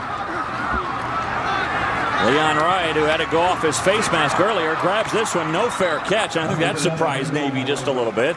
And a return of 5 yards after the punt. Pospisil was there defensively. And again, we're not going to see, I don't think, although, he's still walking around the sidelines, but Kaipo right now doesn't look like he is going to play in the second half. And again, conditioning, a big part of the factor.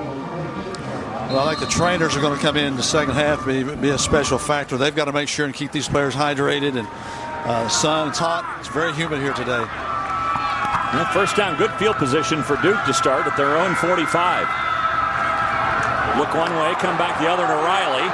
He leaps over the pile and into Navy territory all the way down to the 38-yard line. Rashawn King finally able to make the stop there.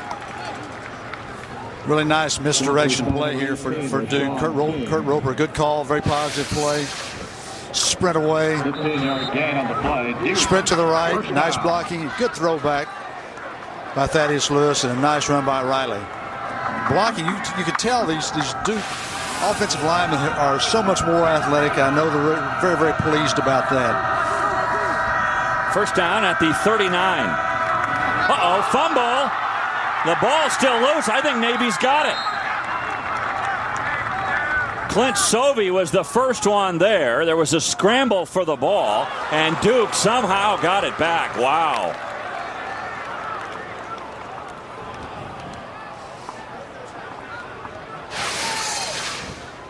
You see Thad Lewis, they're running a little zone play and never really gets to the exchange point. Probably should have just kept the football there. You never try to hand off with nothing there. You can see never really got it to the running back's pocket. And again, Tony Jackson needs to make that good pocket so Thad Lewis can place the football where it needs to be. Jackson didn't play last week, out with an injury, back in there this week. Duke lucky to get it back, only a loss of 3. Lewis to throw. He has his man Bell, who had his bell rung right after he caught it by Corey Johnson. Well, Corey Johnson, the one putting the pressure on, I should say, on that throw. And a good hit on Bell immediately. Good throw by Thad Lewis. And again, if Duke is to win this football game, Lewis has to have an excellent game. Has to somehow be getting the ball to Eron Riley. Good hit there by Rashawn King right after the catch by Bell. A gain of 3, so it makes it 3rd and 10. Empty backfield for Lewis.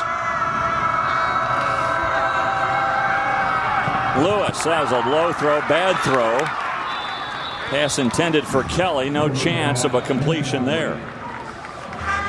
Navy dropped back into an 8-man, almost a prevent type defense with a 3-man rush, and they were making Thaddeus Lewis throw the ball accurately, and again, good, very good coverage there, and really no place to go with the football. Promising start to the first play for Duke, getting it into Navy territory, but now they have to punt. Kevin Jones will try to pooch one down there. Low snap. Right. Kick off the side of the foot. It's going to take a good bounce for Duke. And look at this. They'll down it at the 1-yard line. Could have been a miscue as the snap from Shannon was low, but Jones able to handle it and pooch it down to the 1.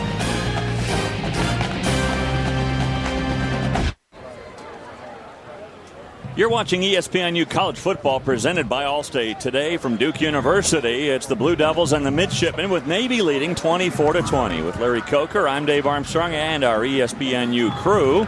Got a great question for you. Which 4 schools in the NCAA have produced a President of the United States plus a Super Bowl winning quarterback? Think about that one for a while, folks, and we'll get back to you. This is both a football and historical question. We'll give you one hint. One of those 4 schools is playing in this game here today. From the 1. Not much room to run as Respris was right there defensively. They try to get it up front to Campbell, the fullback, and just give him a little more breathing room. Can't make a mistake down here. You've got a long way to go. Your odds of going 99 yards if you're Navy are not very good, but you don't want to turn it over here. Again, field position is critical. Navy's somewhat dominated this game, but it's still a very close football game.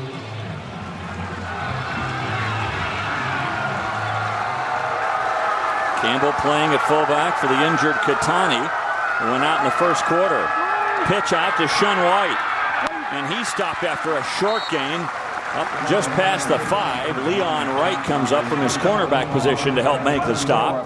And a gain of about 4. It'll bring up a 3rd and 5. This is just the old toss sweep, the old power play, just a toss, trying to get Sean White with speed out on the corner. And again, it's something that it's really a pretty good defense by the Duke defensive football team.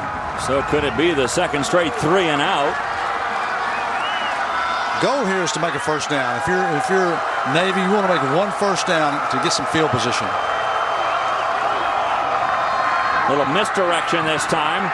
But again, Bryant is smothered shy of the first down. Ogabasi was one of the Blue Devils there to stop Bryant after a short gain. That's a good defensive series by Duke. They should get good field position here. That's 2 in a row good series by the Blue Devils to start the second half. And the punting unit for Navy has to come out.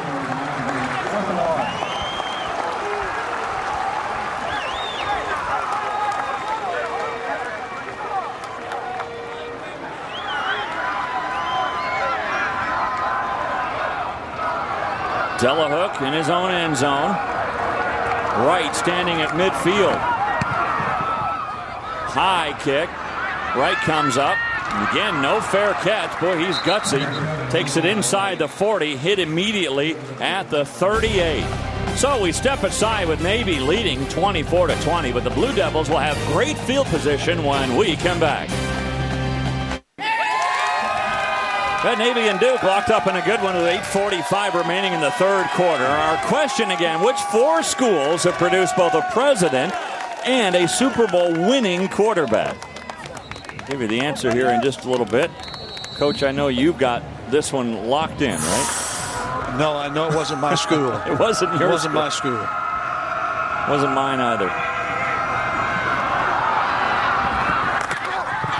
Boy, good defensive play there as DeLiz comes in to knock it away from Austin Kelly.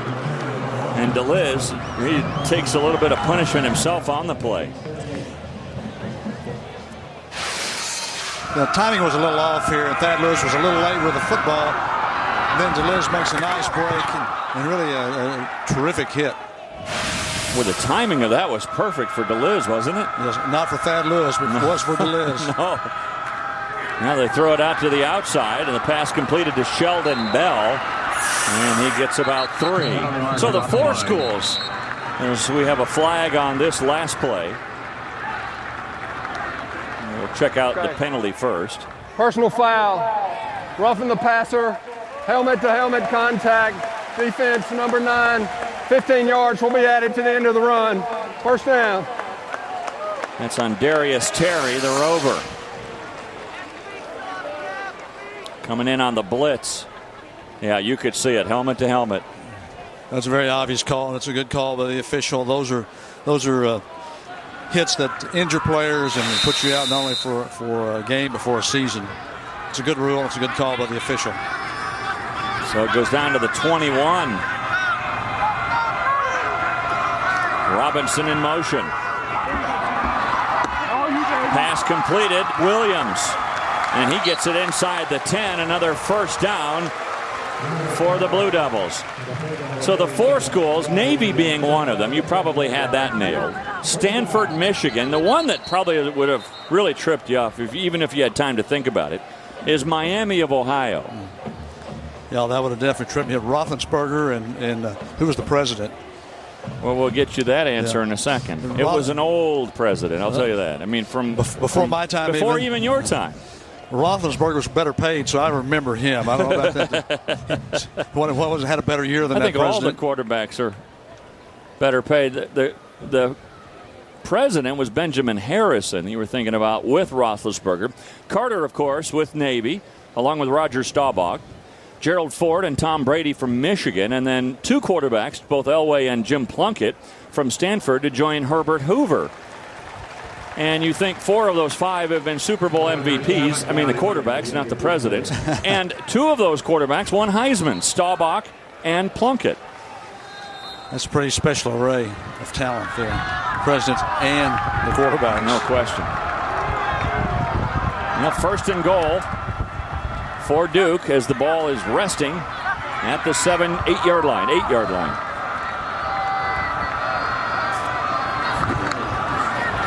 Been all passing here in the second half, and the pass over the head of Clifford Harris. I think he lost that in the sun.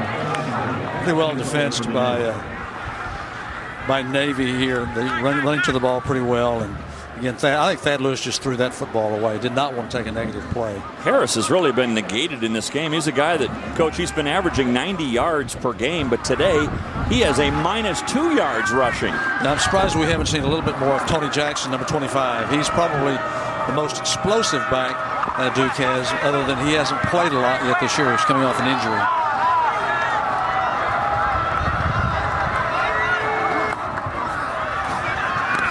Look one way, come back the other to Riley, trying to split the defenders. But those defenders held their ground. One of the guys to make the sandwich stop there was Craig Schaefer. The other was Rashawn King. Same play they ran earlier in the game, a little sprint throwback screen. And really a nice job this time by the Navy defense running and stopping the play. Nice job of Thad Lewis. But you can see the Navy defense here running well, making a nice play. Big third down and goal here. 6 for 10 Duke on third down today. Here comes some pressure. There goes Riley trying to spin in. Is he in? Yes! Wow, what a reach by Riley!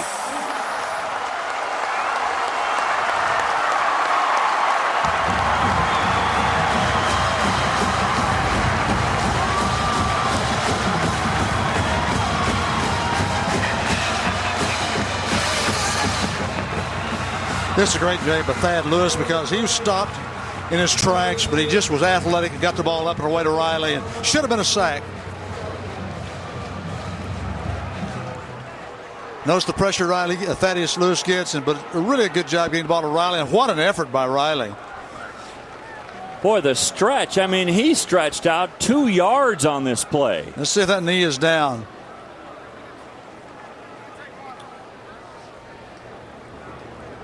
You got the call. That's a tough one. That is a very tough call. And from that angle, really hard. Now, on the field, called a touchdown. So when does, as they're now looking at this again, when does the ball cross the plane? Obviously, his knee goes down, but does the ball cross the plane first? Well, that'll be the call that the replay officials will have, and if they can't they won't overturn it unless there's. After review, the ruling stands. Touchdown. Yeah, again, no irrefutable evidence to overturn the call. So another touchdown, and that is now the 4th on the year touchdown grab by Riley. The grab is impressive, but the touchdown, the stretch. Extra point is good, and again, good plays by both Lewis and Riley.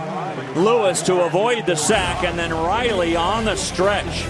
And Duke has stretched their way in front. They lead the Midshipmen 27-24.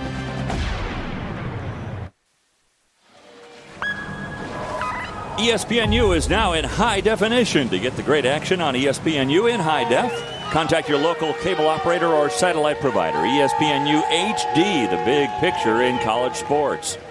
Great picture here today. Thanks to our great crew here in Durham, North Carolina, as Duke now seesaws their way back in front on a 6-play, 38-yard drive. Riley gets the 2-yard touchdown reception, or his second touchdown reception, I should say, of the game. That one from 5 yards.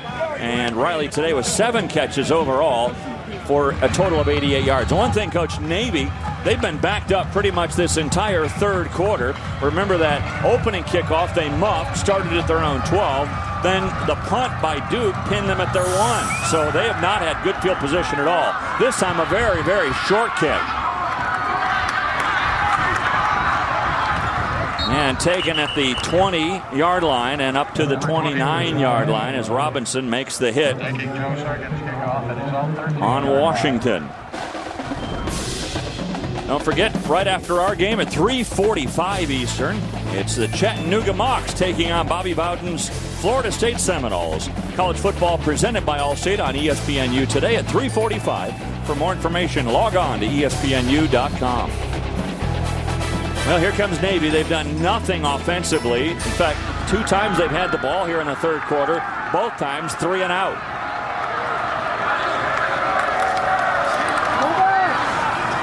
Give here to the fullback Campbell, and he runs into the line. Gain of 4 on first down. Duke has dominated the third quarter this year, not just in this game, but this year. I mean, Duke, so far this year, Coach, they have been unscored upon in the third quarter. And they also are dominating in terms of total yards. So they've done both, dominating the scoreboard and in yards. And look at this, 27-0, plus better than 200 yards more than their opponents.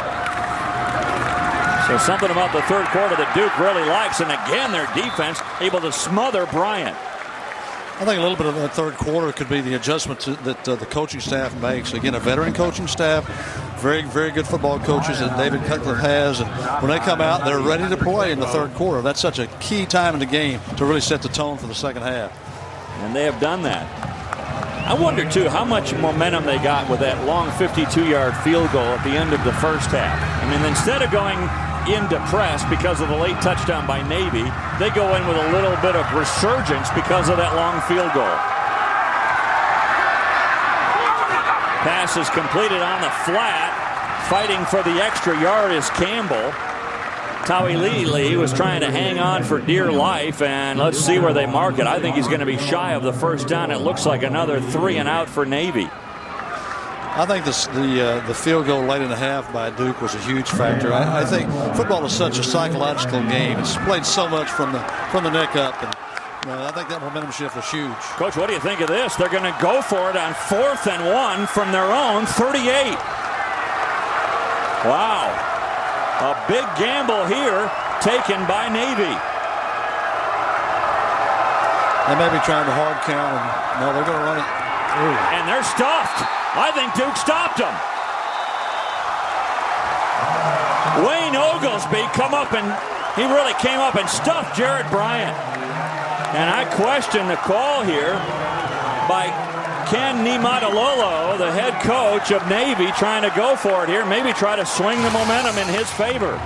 Again, they're still trying to run the load play, the fullback block, but Duke does a great job in just attack. This is a great call by Mike McIntyre, the defensive coordinator at Duke. He just attacked the middle of the line. He anticipated this play. Just a great job by the Duke defense. You wonder too, Coach, how about the fitness level of these Blue Devil athletes here in the second half? They've just been swarming the ball. And on a sweltering day in North Carolina, that could be a huge factor in this game. Pass completed on the outside. They get it out to Hollingsworth, the freshman, and very little gain on first down. Forced out at the 36-yard line by Corey Johnson. I think conditioning is going to be a factor. It's very hot, very humid, as we've said several times. But I think what you're going to see now, several players maybe even cramping up. We see some stretching on the sidelines. You've got to really keep the fluids pumped into those players.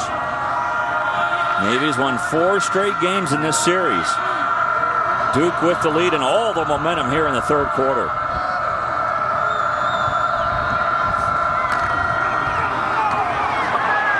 Lewis stumbling his way down inside the 25. He never really got his good footing, but still a big gain there. Again, the isolation play.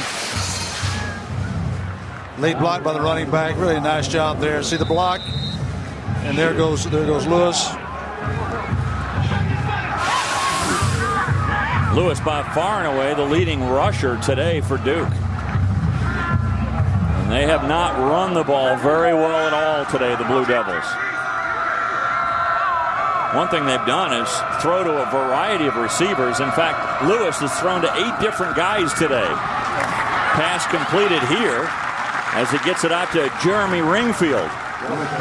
And I think that's what David Cutcliffe would like to do, to involve a lot of different players. And I think 11 different players caught passes last week, and they're kind of on the same plan this week. You look at his total offense today, almost 270 yards of total offense for Thad Lewis.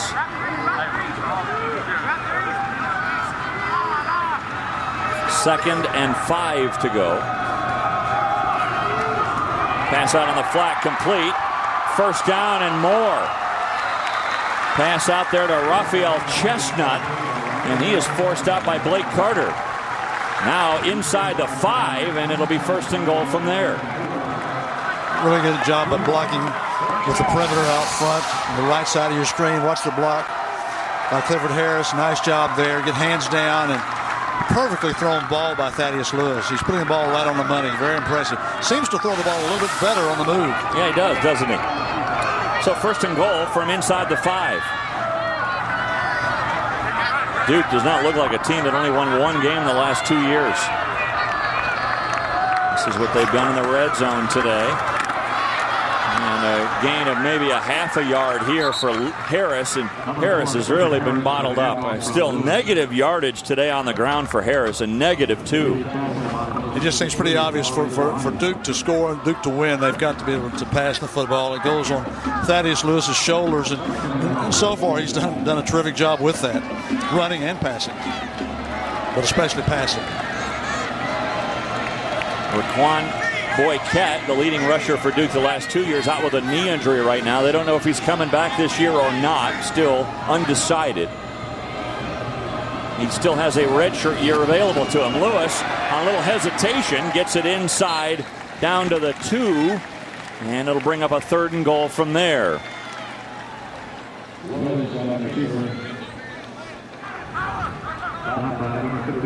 Lewis today 45 yards on the ground.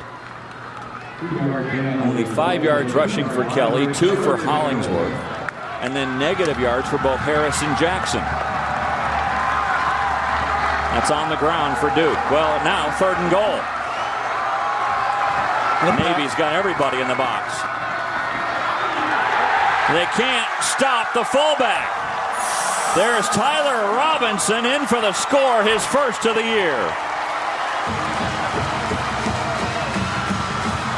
Navy was in great position. They just could not make the play. I know it's cliche, but he wasn't to be denied. He was going to score. He doesn't carry the ball much. When you give him an opportunity, he's going to take advantage of it, and he did on that play. The Navy had everybody bunched up there, too. They had the right defense call. They just couldn't stop Robinson. Great job. Great effort. The point after is good. And Duke's pouring it on here in the 3rd quarter. 14 unanswered points in the 3rd quarter. 17 overall for the Blue Devils. You see Tyler Robinson should have been stopped for a no gain. Jabari Tuani just couldn't wrap him up. You saw Tuani had him, Coach, but he just couldn't. The momentum of Robinson took him into the end zone. Showing a lot of faith in Robinson there. I think probably that the Duke coaches were thinking that was in 4-down territory, probably going to go for the touchdown had they not made it, because it would have been 4th and short. Robinson's first carry of the day. And you look at the scoring drive, only 38 yards after the gamble by Navy doesn't pay off when they went for it on that 4th and 1 at the 38-yard line and didn't get it. Duke got the ball on downs and took it right on into the end zone. Duke is really taking advantage of field position. They've got points off of it. And this was, again, their 3rd quarter, which they've done, as you pointed out, awfully well the entire year. This has been a great 3rd quarter for them today. So Duke now up by 10, and Navy back on their heels. 17 straight points now by the Blue Devils. This will be a huge opportunity, a huge drive by Navy to get back in this football game. They need to get some momentum back on their side. Surgan, who started this surge back in the first half with that 52-yard field goal. He's set to kick things off for the Blue Devils.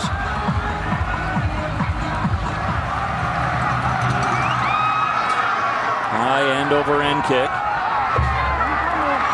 Coming down at the 5-yard line to Merchant. And he takes it up across the 30 to the 34-yard line. Best field position for the midshipmen here in the second half. That was actually John Angelo with the carry. Gainey with the stop. You look at what Matalolo has done so far for Navy. And, I mean, this is a guy who is committed to this program, to this team. Came in with Paul Johnson. But he was at Navy before, back in the mid-90s. He was with the midshipmen. Was a Hawaii grad assistant for playing quarterback for Hawaii back in the 80s. And then the UNLV assistant coach. That's the only time he was really away from Paul Johnson in his coaching career. So he's kept all the same principles and doing all the same things. Navy has been, too, the most dominant academy school in the country. In fact, they have won 11 straight games against Air Force and Army. And what they did once Paul Johnson came in, Coach, I mean, they went from 3-30 from 2000 to 2002. Then, in the 5+ years since, they are 44-21 in 5 straight bowl games. Well, Paul Johnson has done a phenomenal job there.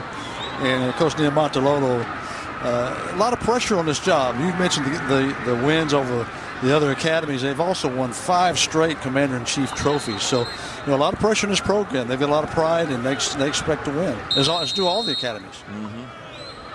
I think one of the challenges now for Navy is getting Keipo back in game shape, getting him ready to go, and I think their offense will run a lot better. Not to take anything at all away from Jared Bryant. I think he's done a great job in reserve, but they'd like to get him back into his slot back position. And again, Bryant with nowhere to go and no options on the option. I just feel like Duke senses that Bryant is not going to pass the football, so they're really establishing the defense to stop the run and got the option. And again, they're well schooled. They've gone through this a lot. They played 2 of these option teams the first 5 games of the year. They've gone through doing spring practice and 2-a-days, so they know their assignments, and they've got to make sure you get those covered. They're doing a great job of it here in the third quarter. So let me see if I had this straight. Navy in the second half, 3 and out, 3 and out, then 4 and out actually, because they went for it on 4th down and didn't get it. Here they're going to go for the pass, and it's completed, and it could go for a big gain for Barnes. In fact, it's going all the way. Wow! Huge play from Bryant to Barnes, a touchdown for the midshipmen. 68 yards. Bryant, number 89, Tyree Barnes. Great call on that 3rd and 12. Ivan Jasper, the offensive coordinator, just a phenomenal call and great execution. The Navy lineman out front blocking, they kick it out, and really Brian just had to make the catch and run, and he did a great job of that. Harmon on for the point after. Penalty flag comes in first. Harmon, by the way, has only missed 1 point after in his career and is on a string right now. Offside. Defense, half the distance. We'll continue with the try. On a string right now where he has hit 10 in a row this year. And he's also hit 57 in a row in his career, which is a Navy record. Trying to pull the midshipmen within a field goal. We're talking about momentum. A lot of momentum shifts in this football game. The extra point try is good by Harmon. It looked like it was skirting right, but he got it through the uprights. But a big play again from Bryant to Tyree Barnes. This is a great call by Ivan Jasper, the offensive coordinator. He just a little misdirection and throwback, and a nice job blocking. Great job blocking by the Navy offensive front and the receivers. And then Bryant just shows his speed. He's a big receiver, but really a nice catch, a nice run. 6'2", almost 200 pounds for Barnes. Went down the sidelines. Good downfield block there to take out Idarko. And then it was off to the races for Barnes. It's hard to prepare for downfield blocking like that because in practice you don't really get cut and block low. So it's really hard to prepare for that if you're on defense. Yeah, Barnes today 4 receptions for 113 yards. Remember, this is an offense that normally has just 55 yards through the air. So a nice bounce back there for Navy when it looked like it was going to be another one of those 3 and out situations. They come up with a huge play. And they're able to get the score to pull within a field goal. And with 5 seconds to go here in the third quarter, Navy with new life. This game has kind of gone that way, though, hasn't it? Back and forth that way. It's really gone that way, and it seems like nobody's going to win this game, but I think that's the thing that's kind of been that way. And I know this, when Navy scores over 30 points, they usually win. They're 31-4 in the last 7 years. If they score over 30. Last year, Navy came back from a big fourth quarter deficit. Bryant led that charge. A return here by Marshall as he gets it up to the 33-yard line. Well, a third quarter mostly dominated by the Blue Devils until that last big play of that third quarter. But Duke certainly with plenty to cheer about as Riley has scored twice today. They're pulling their way into the end zone, and the Blue Devils leading the midshipmen of Navy as we head to the fourth quarter. It's 34-31.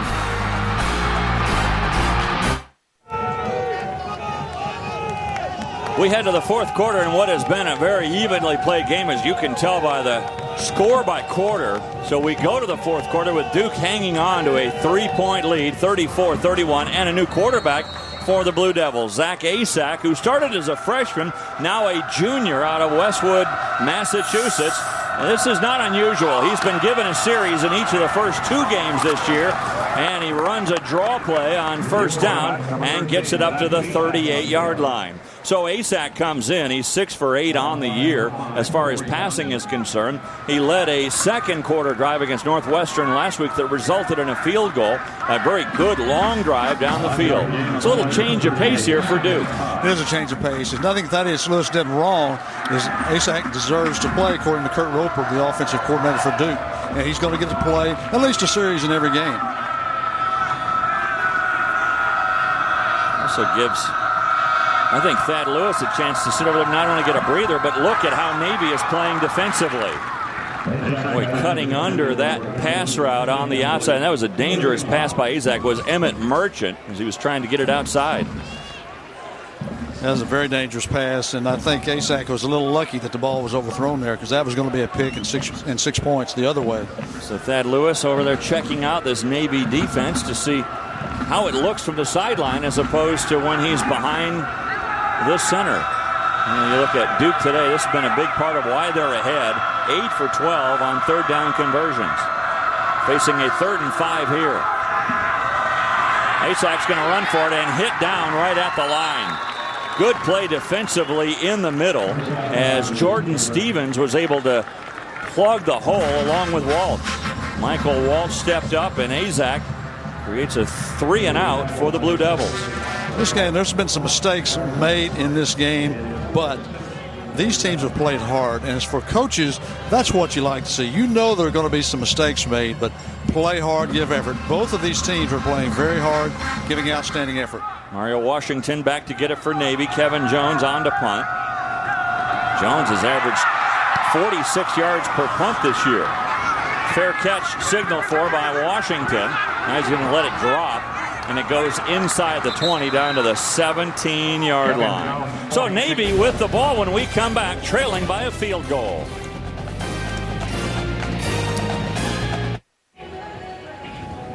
The big student section growing every game here for Duke as the Blue Devils lead Navy 34-31, 13-27 remaining here in the fourth quarter. College football continues on the U tonight.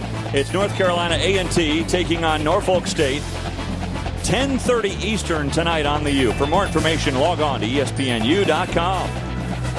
So Jared Bryant and the midshipmen start at their own 17-yard line. Bryant spins off a 1 tackle, gets it up to the 20-yard line before he stopped there. A gain of 3. See now, I believe Duke's winning the line of scrimmage on defense. I think the thing I saw, the great Oklahoma teams against some of the great Miami teams, Coach Switzer's great wishbone teams, when Miami would win that game, normally they would dominate the defensive line of the scrimmage and make University of Oklahoma operate in the backfield. I see that now with the Duke defense. Led by that big number 3, Vince Ogabasi. And the give to the fullback, not much gain as we get you to Lowell Galindo. Dave, the bounce back game for Tennessee is looking pretty good because Montario Hardesty takes it in from 6 yards out, makes it 21-3 Volunteers. Arian Foster also with 101 yards on the ground. Thanks, Lowell. Tennessee trying to bounce back from that loss to UCLA. In fact, Tennessee has not started a year 0-2 since 1988. It's been a long time, and it looks like they're well on their way to going to 1-1 this year. Sean White, he has really been stopped pretty much in his tracks, except for that one huge 73-yard touchdown run on his first carry from the line of scrimmage. Well, his yards per carry are a little bit misleading. Take the one run out. Not a lot of yards at all. Really, again, a good job on the speed and the pursuit of the Duke defense. Yeah, he has 96 yards on the day, but 14 carries. So that means 73 yards on one carry. In the other 13 carries on the day, he has just 24 yards. Duke almost got to that kick, and it's a short kick, this time by Delahook. Stopped right at midfield. So again, the Blue Devils with great field position. Saturday primetime college football continues on ESPNU tonight. What a good matchup this is. From the ACC Virginia, from the Big East, it's UConn. College football presented by Citi on ESPNU tonight at 7:30 Eastern. For more information, log on to ESPNU.com. We saw UConn last week. You see, this will be only the second meeting. Last year, it was Virginia winning 17-16 at Virginia. UConn, though, they don't lose at Rentschler Field. They've won 9 straight there. They're really tough there, and then just quietly tied for the Big East championship a year ago. Lewis back in there at quarterback, and the give here is to Harris, and again, he's been bottled up all day long. Harris gains a couple to get him right back to even Steven for the day. No yards for Harris on 7 carries. These will be things I know that Duke will like to correct in their offense, because they want and they need to be able to run the football better if they're going to have the type team that they want to have.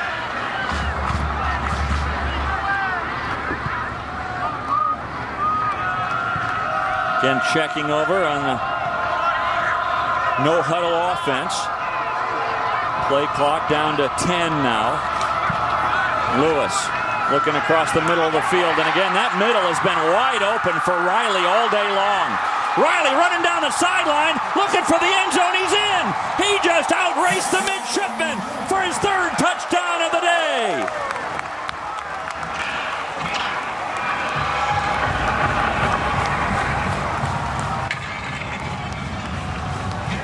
50 yards, more run than pass, but a 50-yard pass play from Lewis to Riley. The 3rd time they've hooked up today, the 5th time this year. The extra point is good. And the Blue Devils now enjoying their biggest lead. It's up to 10, 41-31. Flag down on that extra point try. So the officials confer. Our referee today is Jeff Flanagan from the ACC.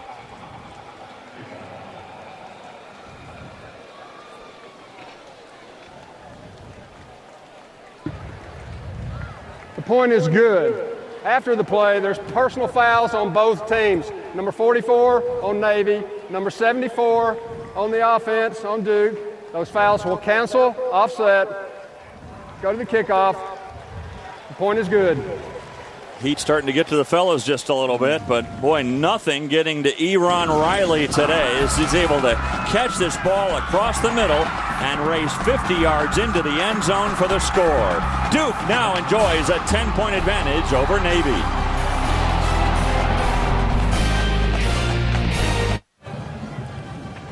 Yeah, the Blue Devils right now are bedeviling the midshipmen of Navy. 41-31 the score, and this last play as Eron Riley able to race in 50 yards for the score. Here you have Duke, really nice job in the hole. Navy has gone from a 4-man front to a 3-man front. They were unable to get pressure on the Duke offense and wanted to cover, but still there are holes in the secondary. A nice job there by Thaddeus Lewis, and really Riley with just a great play to beat the defense for the touchdown. What's he have up against the midshipmen? Look at those numbers against Navy, back-to-back years for Eron Riley. By the way, Lewis and Riley have been the most productive pair ever in Duke football history. They have now combined for 17 touchdowns, 5 of those this year. We're only in game 3. Taken down at the 3-yard line. Whoa. Massive hit. The ball. Somehow he's able to hang on to the ball here for Navy. I don't know how in the world that Alex Teach was able to hang on to that ball as he comes up lame. Ooh, what a hit. There's been some big hits on special teams, and there you see one there. And again, the ball, he's a good job protecting the football. Good field position, good start. This is a very, very important drive for Navy. Look, he ran into his own guy. Now keep this in mind as Navy comes on offense with Bryant running the attack. He'll drop back to pass. Had time originally, good coverage, and this will be a coverage sack for Vincent Ray. That's a major problem with an option team when you get behind. Now the play action passes are not very, very effective. You can see the coverage downfield is outstanding. A good play fake, but really nobody open. And now taking the sack. Why is play action not as effective when you're behind like this? Because the defense knows that you can't run the ball consistently to make the big plays. So they're looking more pass. They're looking more pass, exactly. So T.J. Teal able to catch it here in front of Rubakumba, and he's able to get the ball up to the 28-yard line. I was going to say that Bryant led a comeback against Duke last year in the fourth quarter when Navy trailed 43-32, and they came back to win that one 46-43. So don't count out the midshipmen just yet. Third and 4 here. Not at all, and still a lot of game left. To White. Nice move by White. Able to get by the tackle in the backfield that would have stopped this play dead. And finally, Katron Gainey able to make the stop, but a first down for White and company. Duke was in great position. They just did not make the play. You can see a missed tackle. And a nice job here by White. Sean White's had a nice day today. The Duke's held him, contained him pretty well for most of the day, but again, he's had some big plays also. It'll take him over 100 yards on the day, but that's well below his average of 238. 112 yards on the day now for White. And the quick give to the fullback Campbell. He gets it up to the 45-yard line. But all this right now eating a lot of clock for Navy. Well, it is. This is a huge drive. They need to score a touchdown here to get back in this football game. They're not out of the football game by any stretch of the imagination. As we saw earlier, Sean White can go the distance in just a flash, but they need to do something on this drive. Time is getting to be a factor. Yeah, White went 73 yards in a flash. Of course, Barnes caught the ball. He went 68 yards in a flash, too. Two big plays for Navy today. Bryant cut down after a short gain by Tawi Lili. Going to bring up a third and mid-range again. They've not given Bryant much opportunity to run the football. The Duke defense has stopped him pretty well. And I think you can see now they're playing, as we talked about earlier, with knowledge. They know what to do. Now they're playing with speed. They're playing at game speed. So what does Mike McIntyre call here as facing a 3rd and 4 situation for Navy? Well, the option teams, you can thank that the pitch here. Probably won't be a pass.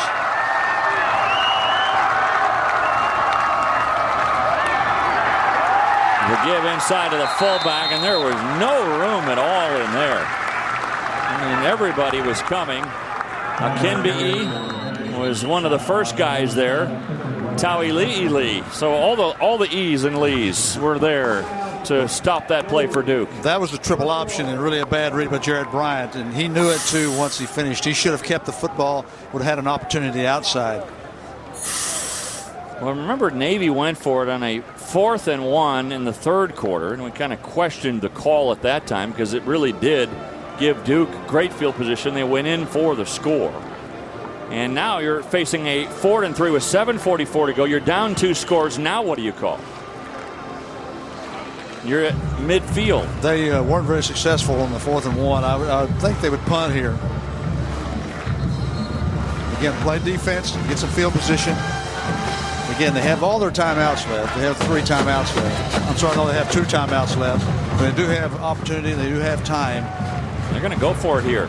4th and 3. 4th and 3. Pretty much the game on the line right here for both these teams.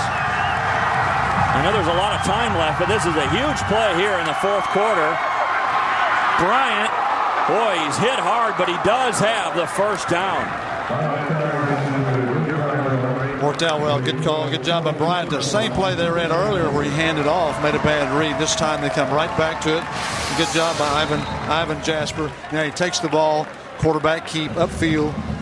Good read on the triple option. Where I questioned going for it on 4th and 1 in the third quarter, I thought that was the right call there for Navy. And I'm not doing that in hindsight. I really did think that Navy should have gone with the time running down. I didn't think they were going to get the ball back 2 more times. Pass across the middle, picked off! Adrian Idarko with the pick, and Duke creates a huge turnover.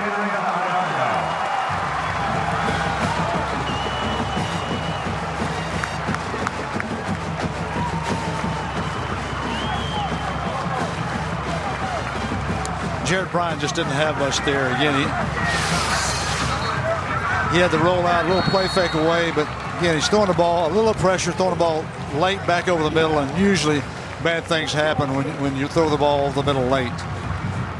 What a good break by Idarko on the ball. Really a nice break by Idarko. Huge play by the Duke defense. So now Duke takes over at their own 23-yard line. Now they'll try to go to their running game to eat some clock. And again, the running game has been sketchy today for the Blue Devils. Clifford Harris gains almost nothing there on first down. Give the Army defense credit. They've done a great job controlling the running game, especially of the Duke offense. Idarko saying, hey, we got it. We got it back. Defense has come up with two big plays today. That interception, and then, of course, you remember the earlier fumble recovery in for the score for Vincent Ray.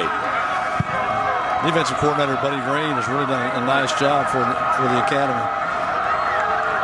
No gain there. 2nd and 10.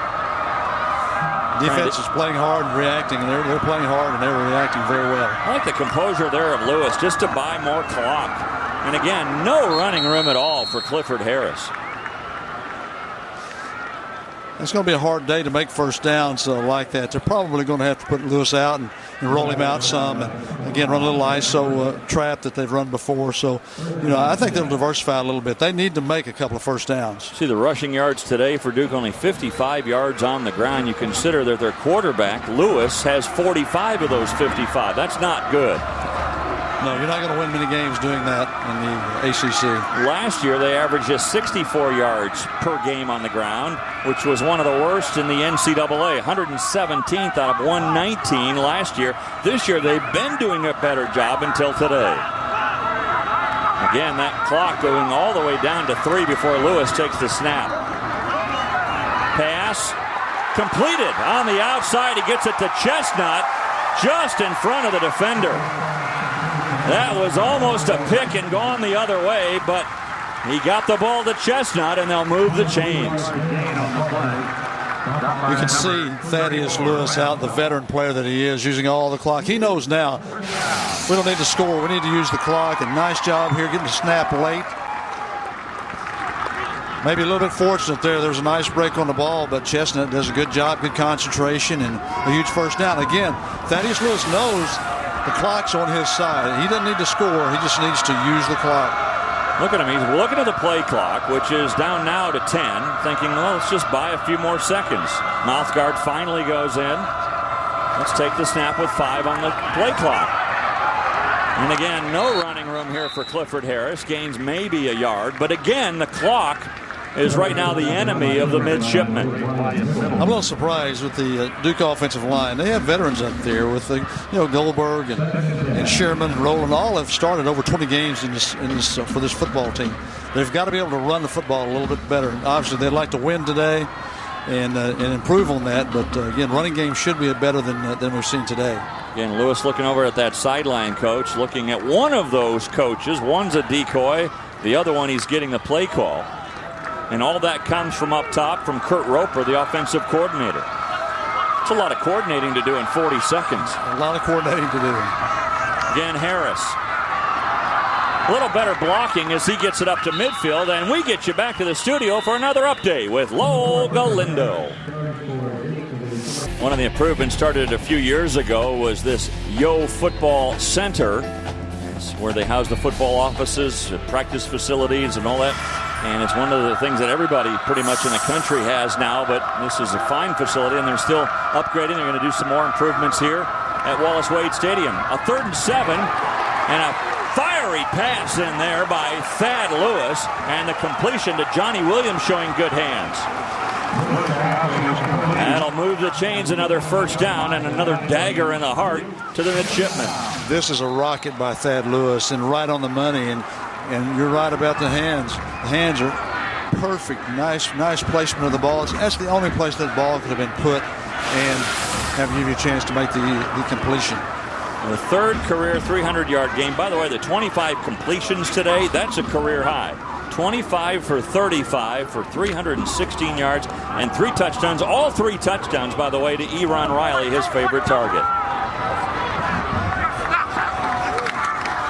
And again, they go back on the ground.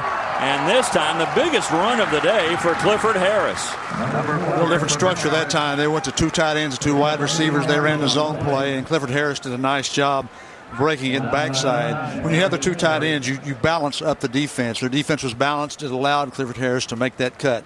They've gone back to the 4-man front now. Navy has, because they know that the running game is going to be something they have to stop. The clock is a concern now for Navy. No, it certainly is. The clock and the scoreboard. Trailing Duke by 10. Duke looking for their first win over Navy in the last 4 tries. 4 wins in a row for the midshipmen in this series. And look at Lewis. He is like Mr. Accurate. That goes now 6 games, and a big run up the middle by Harris. So they'll move the chains again, stop the clock briefly, and Harris needs to retie his shoe. Again, they've gone to 2 tight ends. They're running the zone play. Really a nice blocking up front and a great cut by Harris. Watch him protect the football. He's well coached. He's got both arms wrapped around it. He knows now, and Thaddeus Lewis is using the clock, and Harris is protecting the ball. Stay on the ground, just chew up the clock. This is an impressive drive by Duke. Remember, this is a team that today, Coach, they really haven't run the ball well until this series. They're staying with the 2 tight ends. It's working for them. This time the give is to the freshman Hollingsworth. And goes back to what started in the spring when Coach Cutcliffe told these guys, we're going to get in shape. Navy takes a timeout, their final timeout. Stopping the clock just under 2 minutes to go. It's the last time they can stop the clock or have any kind of a chance to do that. Now here's Cutcliffe. This guy hardly loses when his team scores better than 30 points. And it doesn't look like they're going to lose here today. So impressed in talking to him yesterday in our meetings. And this is a guy with a plan. He's not just hoping and wishing and dreaming that something might happen. He just matter-of-factly tells you this is what we're going to do and this is how we're going to do it. And I fully expect him to get the job done here. Well, not only that, he's the people surrounding him, they believe in him. He's a great motivator. He's got the students excited. He's got the faculty excited. Now they're back into Duke football, and I think there's some special things going to happen, and you're exactly right. He's very confident. He knows what he's doing. He's been around a lot of different programs. He knows how to get it done. So after that timeout, a little fumble, and Harris was able to grab onto that ball and tuck it in before Navy could get there. And just a muff snap. You don't want to relax here. And I will say, Duke doesn't look like a team that hasn't won any games. They look very poised. And again, a miscue here. But Thad Lewis is using the clock. They're making first downs when the game is really out of reach. It's a 2-score game. They keep making first down, game's over. Duke really should be 3-0 after today. I mean, they lost to Northwestern last week. A touchdown called back on what we saw, and we looked at the film as a bad holding call against the Blue Devils. They outgained Northwestern by 142 yards in that game. And again here, just keeping that clock moving, making it impossible for Navy to come back. No timeouts from Navy. It's 4th down. Do you try a field goal here? Field goal probably doesn't help you because you're 2 scores. The clock is more important. They may just run the ball here on 4th down. Yeah, with a field goal, you bring that out. You also bring into the equation a block and a return and all of those things. That's why you don't do it, because the chances of it really doesn't help your cause that much. It's still a 2-score game. Just run the clock down. Run the clock down. This is just a very, very solid performance by Duke here today. Yeah, they had the muff punt. They had that miscue. But outside of that, Coach, I mean, this does not look like a team, like I mentioned before, that's won just one game in the last 2 years until this year where they won their opening game against James Madison. Not at all. And they do have a lot of players coming back that have played a lot. Again, I think they bought into what the coaching staff here is really trying to accomplish. Well, you wonder, what can they do in the ACC this year? Everybody saying the ACC down this year, and it looks on paper like they are. Virginia, they have a big game tonight against UConn that you can see on ESPNU at 7:30 Eastern time. Then Georgia Tech, another team that runs the option because Paul Johnson is there now. Georgia Tech will look at a lot at this tape to see how this Duke team is trying to play the option. You can't play it 50 different ways. You have a philosophy and a few change-ups, but Paul Johnson will learn a lot from this tape. Well, they certainly will. And one of the things that Cutcliffe and his staff did is, knowing they were going to play the option not once but twice in the first 5 games of the year, they started practicing against the option back in the spring. And that certainly paid dividends.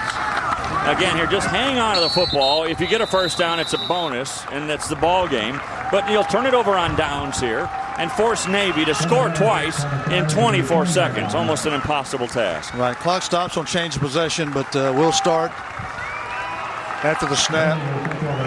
Very insurmountable task now for the Naval Academy. We know the Navy has scored on 2 big plays today, a 73-yard run from Sean White and a 68-yard pass play from Bryant to Barnes, but this is asking a lot. Pass is complete to White. He goes out of bounds to stop the clock with 19 seconds remaining. Navy's going to drop to 1-2 on the year, whereas Duke will go to 2-1 in that game against Virginia. It'll be Rutgers next. For Navy, 2 teams that are both going to be in desperate need of a win. Rutgers losing the other night to North Carolina. Yeah, Rutgers is 0-2, lost to Fresno, and then lost to Butch Davis's North Carolina team. Bryant to throw, and this will be incomplete. 13 seconds remaining. I can't say enough about the way Duke looks. They have the look of a team that this is not like an aberration, like something that just came out of the clear blue for the Blue Devils. This looks like a team that they're coming of age. I don't know how many games Duke will win. Nobody does. No. But I know this. They'll be formidable throughout the rest of the year. People will have to play and execute to beat this Duke team. Coach, of the teams we've seen so far this year, including Pittsburgh and Bowling Green and Temple and UConn last week, Duke is certainly in all of their company, aren't they? I think so, especially because of Thaddeus Lewis. To be in their company, Duke's going to have to run the ball better, but they're certainly in that company. Well, again, an impressive showing today for the Blue Devils. I thought they did almost everything well. The one thing you feel like they still need to work on is their running game. No doubt about it. They talk about David Cutcliffe talks about Tuesdays being like Saturdays. Have fun. Let's see how much we can improve. I think he'll look and see that they've improved. Thad Lewis, too, Coach. He's a guy that I don't think he gets enough attention. He's a very good quarterback. He's a very good quarterback. He has been now here for 3 years, and I think this is going to be his best year ever. I hope he stays healthy and has a great year. So an impressive second half, especially for the Duke Blue Devils. That third quarter where they really turned the tide and came back to beat the Navy Midshipmen. The final score, once again here, the Duke Blue Devils 41, the Navy Midshipmen 31. Coming up next on ESPNU, it's SportsCenter U. For more information, log on to your home for the finest in college sports, ESPNU.com. This has been a presentation of ESPN, the worldwide leader in sports. On a day when Navy ran wild early, it was Duke coming back late. And the Blue Devils winning it by the final score of 41-31. For Larry Coker and their entire crew, Dave Armstrong saying so long. Now let's go to Lowell Galindo.